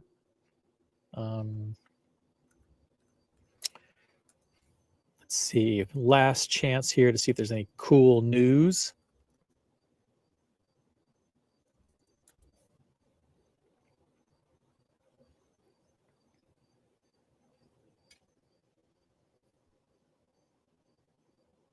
Yeah. Let's see. New Cartier Love bracelet design released today. Not interested. Not interested. But thank you. Raypad says local police get it with an administrative subpoena to the carrier. Got it. Got it. Well, we had a really good show. Really good show today. If you just joining us, we had a awesome, detailed analysis of this exclusive interview with AP CEO Ilaria Resta. If you want to learn more about this article, you want to read it for yourself, check it out. The article was by Business of Fashion. And you can check them out at businessoffashion.com. Questions in the chat. Sure. OC, are you ready for Dubai Watch Week? Sure, I'm ready. I've actually got one trip planned before Dubai, but Dubai's coming up quick. But it's going to be a lot of fun. We've got we've got a list of like 12 people who are now coming to the meetup in Dubai. And yeah, it's going to be a lot of fun. It's going to be cool hanging out with great people from the watch community. CQ is going to be there. And I'm not going to name drop all the names. Doesn't matter. Just good peeps. Good peeps in the chat. What else is going on? I think that's it. Let's see. Any other news or information that you think needs to be shared? Yiddish Gambino.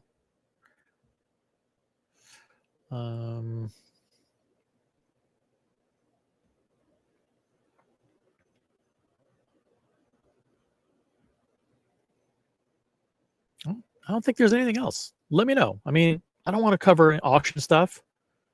I think we're okay with that. That's it. I think that's it. That's it. Question from Vimal. Any news on Rolex price hikes? Nope. No word on any price increases from Rolex. We're about to hit we're about to hit October 1st, which would be the beginning of the fourth quarter of the year. And the beginning of the first day of the calendar month. It would be an appropriate time to see price increases. I hope Rolex does not increase prices. I hope they do not. They've already had significant price increases for the year.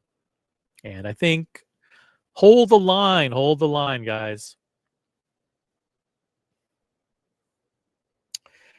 But I think Ilaria did a pretty good job with this interview. Let me know if you think that I'm off base on that. Let's see if there's anything else going on in the world of watches. No, I will not be covering any new Tudors. I will definitely not be. All right. I think that's it. We'll do the 2-minute warning. 2-minute warning.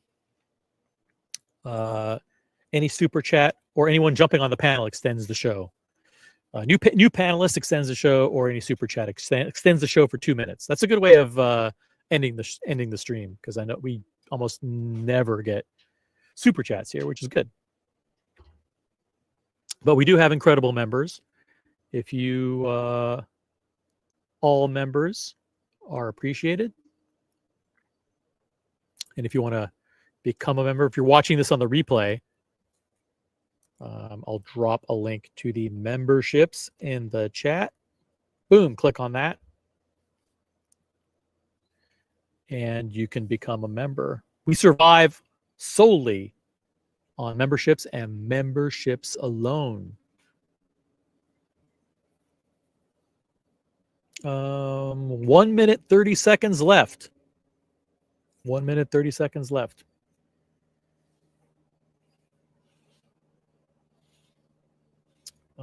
Let's see.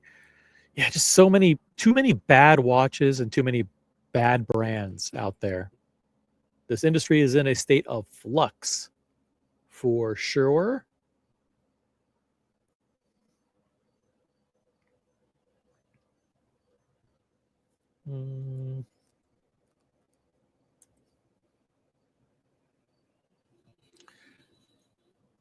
Last 1 minute remaining. 1 minute remaining. Looks like we'll be pulling the plug on this show after 3.5 hours.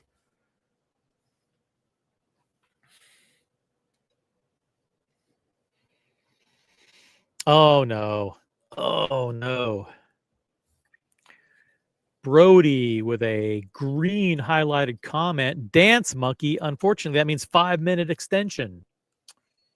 5-minute extension. I gotta look. Okay, what can I do for 5? What can I do for 5 minutes? Let's do something that I wouldn't normally do, and that is, let's do something that I would never ever do, and that is go to the Vacheron website. Let's do that. Boom, Vacheron.com. I'm going to pick out my next watch from Vacheron. I don't have one, but here's what I would get. It's simple. Simple, guys. Go to all collections. Yeah. And of course, I'm going to go straight to the overseas, because that's what I would buy. Since we're extending the show for 5 minutes, thank you, Brody. Yeah, we're going to go to the overseas because these are the watches that I would buy. And it's simple. I think it's simple for me. Which watch would I buy? Help me out, guys, in the chat. You know my personality. Which watch would it be? Let's see. God, there's a perpetual calendars are really nice. The open work perpetual calendars. I've tried those on. Those look really great on me.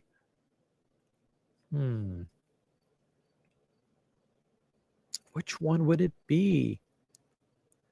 This one's pretty nice, right? This one's pretty good.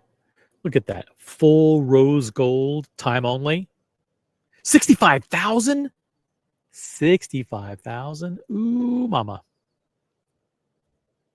Yeah, I don't know. Maybe not.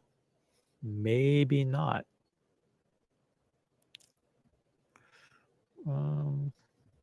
What else? What about steel? Should I just get steel? Ooh, tourbillon. I could go tourbillon.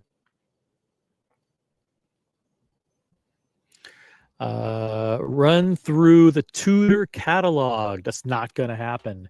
Never going to happen, Mr. Gambino. The Vacheron 3 hand dress watches are better than Pateks. Hot take from Brody. Hot take from Brody. Vacheron 3 hand dress watches are better than Pateks. You can tell me a reference in the chat. Let me know which 3 hand dress watch. That's a Patrimony, right? Okay. Let's go to the Patrimony. But first, I think Yeah, Ghost Swedish Gambino says white gold perpetual skeleton, ultra thin. Okay. White gold perpetual calendar, ultra thin. Like this one? Is this the right one? Yeah, that's insane. That's a good one. Although I like the ones with the tourbillon better. I like the tourbillon. That should be cheap, right? Tourbillon? I like the ones with the tourbillon. Yeah, like this one. There you go. Good watch. This would be nice. Is this white gold? Oh, titanium. No, I don't want titanium. I don't want titanium. I want white gold. Maybe I think I want rose gold. Rose gold. Whoa, look at this one. Wow, this is a stunner. I don't think I've even seen this one before. I love this one. Price on request. That means it's probably like 50 grand. 50 grand. No problem. Mazal. I can't look at this website. So many great watches, but I can feel the depreciation. Ah.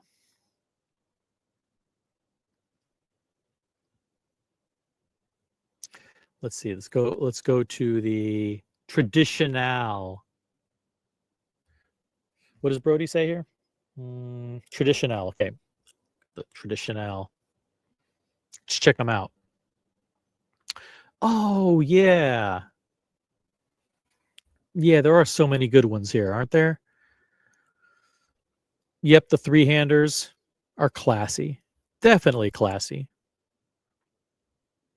Which one would I get? Let's see here. Whoa. Bunch of crazy ones, huh? I probably like this one. I like this one. Am I nuts? I really like this one. This one's gorgeous. The tourbillon acts as a small seconds on the bottom. This is perfect. This is probably like 25 grand, right? Brody in the chat is dropping a link. Oh, that's so simple and cute. 38 millimeter rose gold, small seconds. I don't like the small seconds, a little too small for me. Nice though. That manual wind. Very cool. No, I like this one. Sorry. I'm going to go with this one.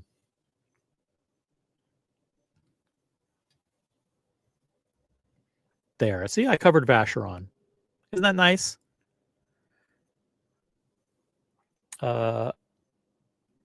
Overseas tourbillon trades for 54,000 less than retail.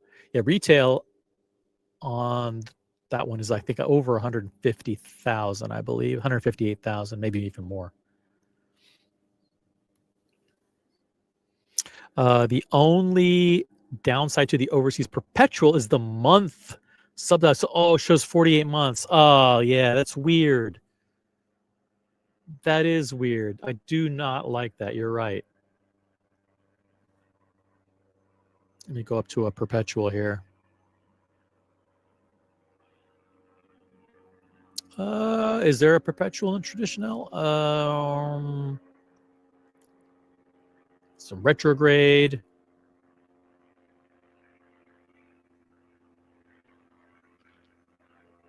Maybe I passed it.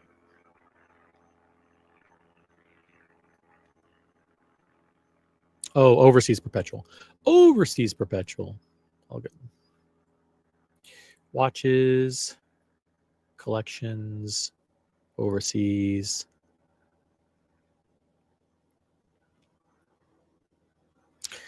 Yeah, so if I pull up the overseas, yeah, I don't want 48 months there.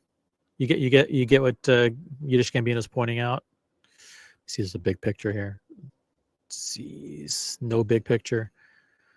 Okay.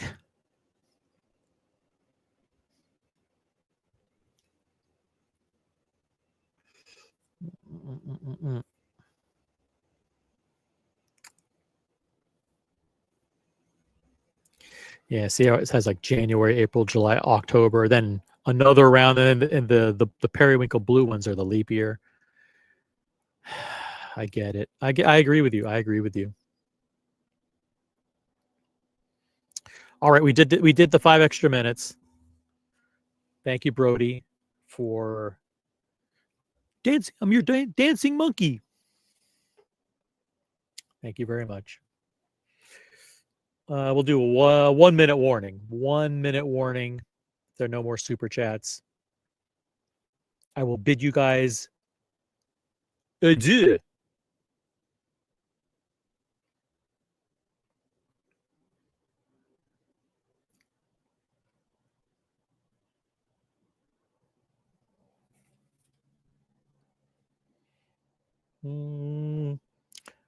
I sent a super chat. Not sure if you can see it.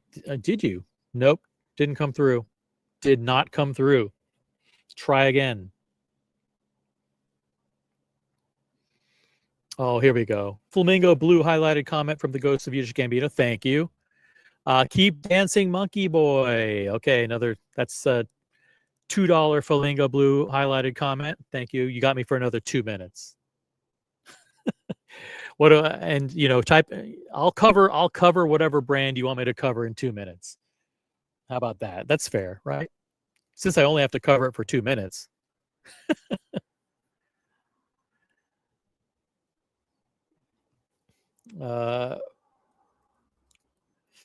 Brody says 2 minutes of tutor talk. Okay. All right. Let's see if I can I'll find that awful new tutor that they launched. Let's see if I can find that somewhere.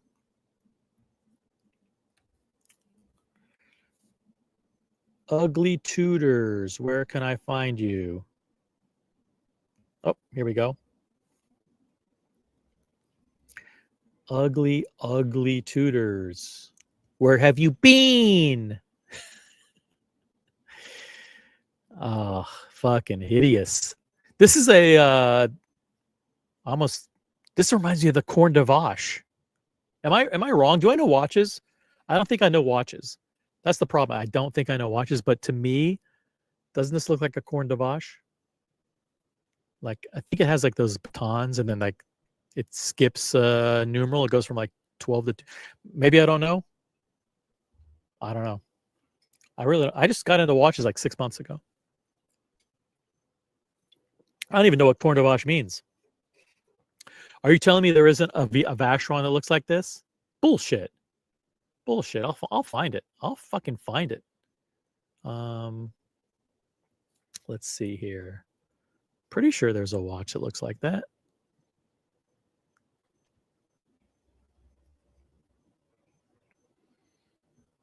Let's see. I found it. Yep. Here it is. Are you ready? Well, let's do this one. I'm pretty fucking smart. I know watches. I just started a few weeks ago.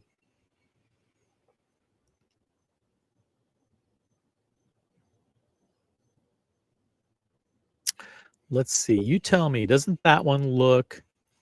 I'll pull up 2 watches. That one. And this one. Okay. All right. Not a fresh. Oops. Okay, so this one looks exactly like, I mean, and not exactly, but kind of like this one, right? Boom.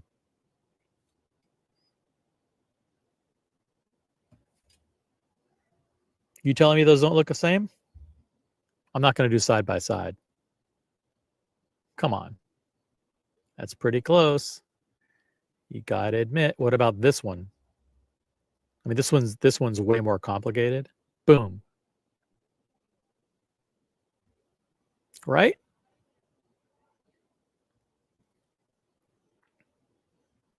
Right? Am I right? Here's the tutor. I'm telling you, I know my stuff. That's what it looks like. See?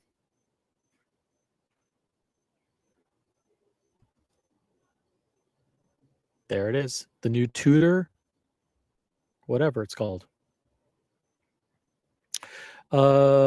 Great show. 1921 Historiques for me, 36.5 mil. Pull it up, OC. Pull it up. All right, I'll pull it up. 1921 Historiques. Yeah, Brody has one. Brody has one. Cars and Chrono has one. Who else? MJ, I think, has one.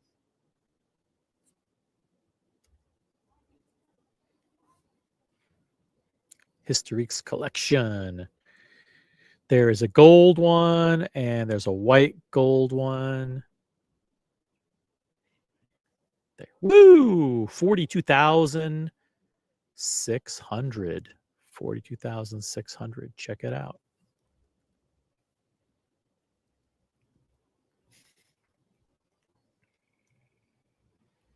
Thank you, Vimal, for the flamingo blue highlighted comment. Appreciate it. Yeah, I said Cornish hen. I didn't know. I just thought it was the Cornish hen. It was actually the other one, the 56. Here it is. See, boom. That's that, and then you have the tutor, the new tutor,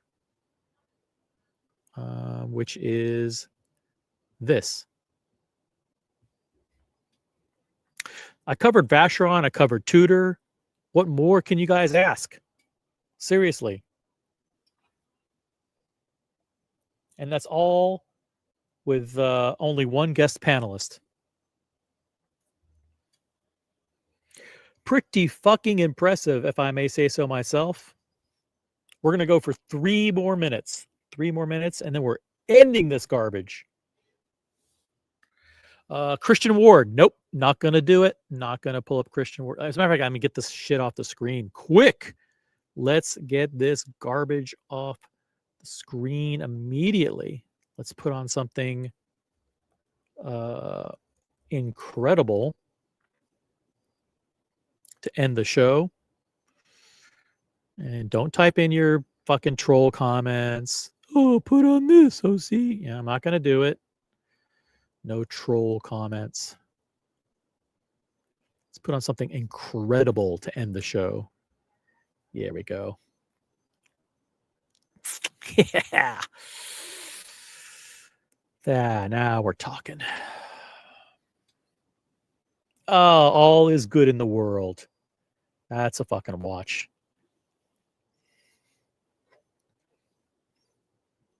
That is what I'm talking about.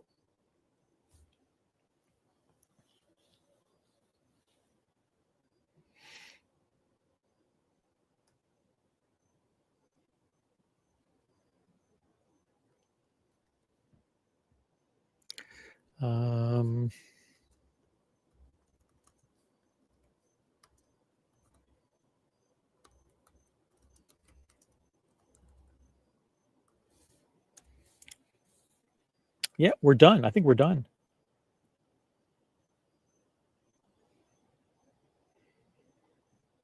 Whoa, check out, shout out to Red and Wrist. Red and Wrist, watch this. Viewers, what's up, guys? Welcome, Red and Wrist. Watch this. Red and Wrist, watch this. Is that the name of the channel? I thought it was called Red and Wrist. Welcome, Red and Wrist. Watch this. Viewers, say hello. Well, hello, guys. Welcome. Thank you for coming over. Shout out to Red and Wrist. I think you simplify the name, like Red and Wrist. Watch this. Just simplify it. Red and Wrist. We get it. Watch this can be like the brand slogan underneath or whatever. Thanks you guys. Welcome if you're joining from that channel. I think we're done. We're done. We've got 1 more minute left. We'll do 1 more minute. Any super chat will extend the show for whatever period of time.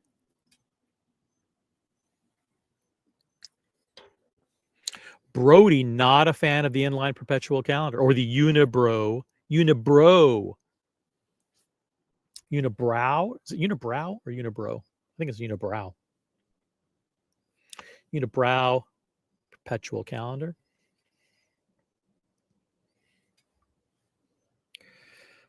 Listen, I think we're done. Let me drop the link. Let's see here. Private.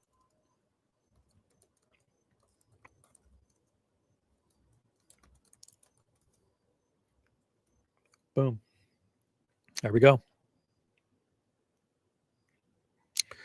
Private after show with OC. Last chance. Last chance. 30 seconds left.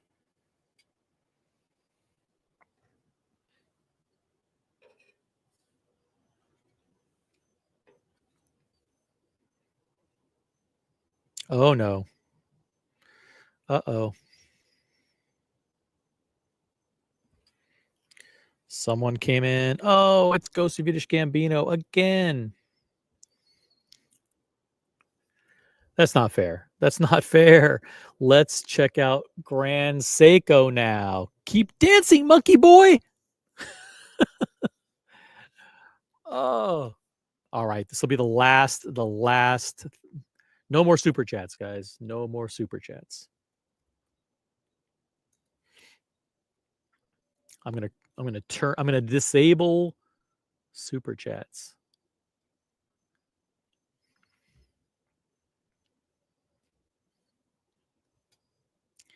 All right. I will pull up this. You guys tell me if you like it or not. What do you think of this?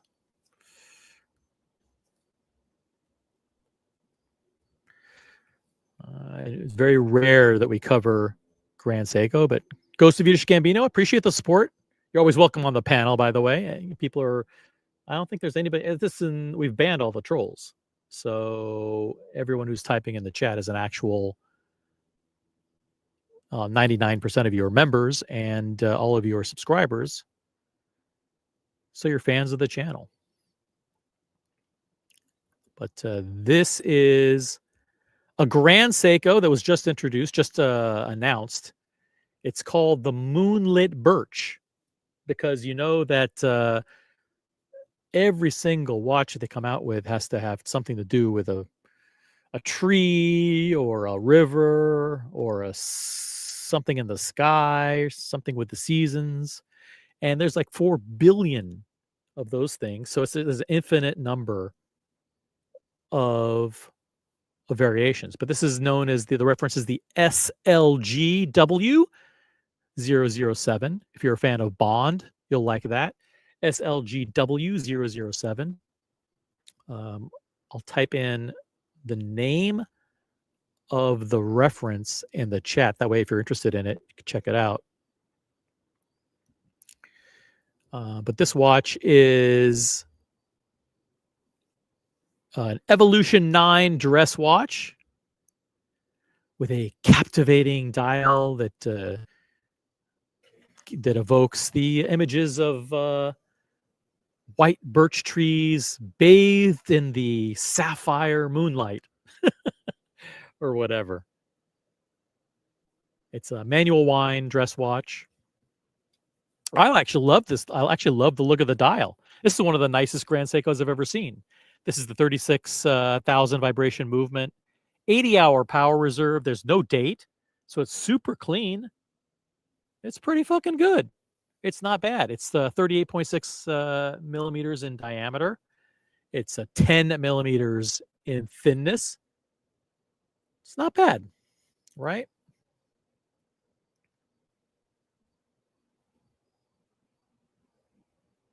Boom.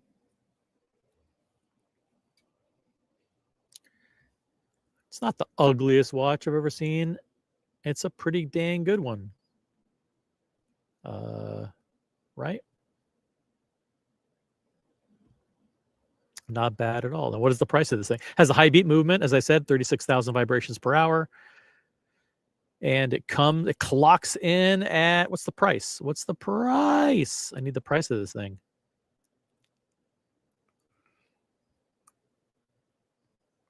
You're getting Grand Seiko watch coverage here.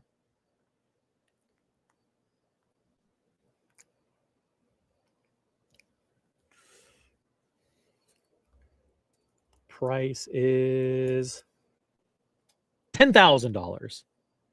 $10,000. See if we can get it right here. Boom. On the official Grand Seiko site. Click on it. Or scroll down maybe. There it is. 10,000 US. This is a, what's it, stainless steel? Just a regular old stainless steel watch. Yep, stainless steel. See-through case back.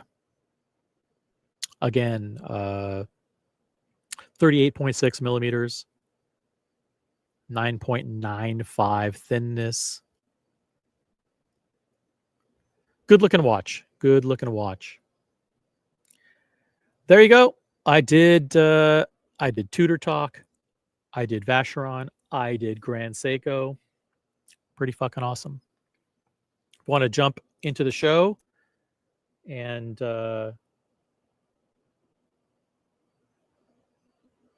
private after show with OC.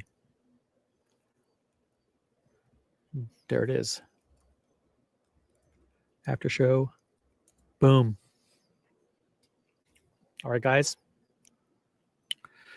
Thank you so much for tuning in. Make sure you upvote the live stream. Don't screen capture this image, me and a Grand Seiko on the screen. As a matter of fact, let's quickly get that off. Quickly do something quickly to make sure that that's not there.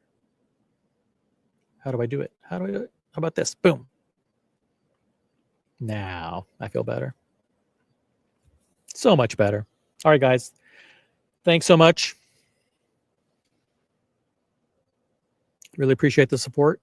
We'll catch you on the next one. If you want to jump on the after show, boom. Here's the link in the chat. Link somewhere down there in the chat. Peace out, everybody. Have a good one.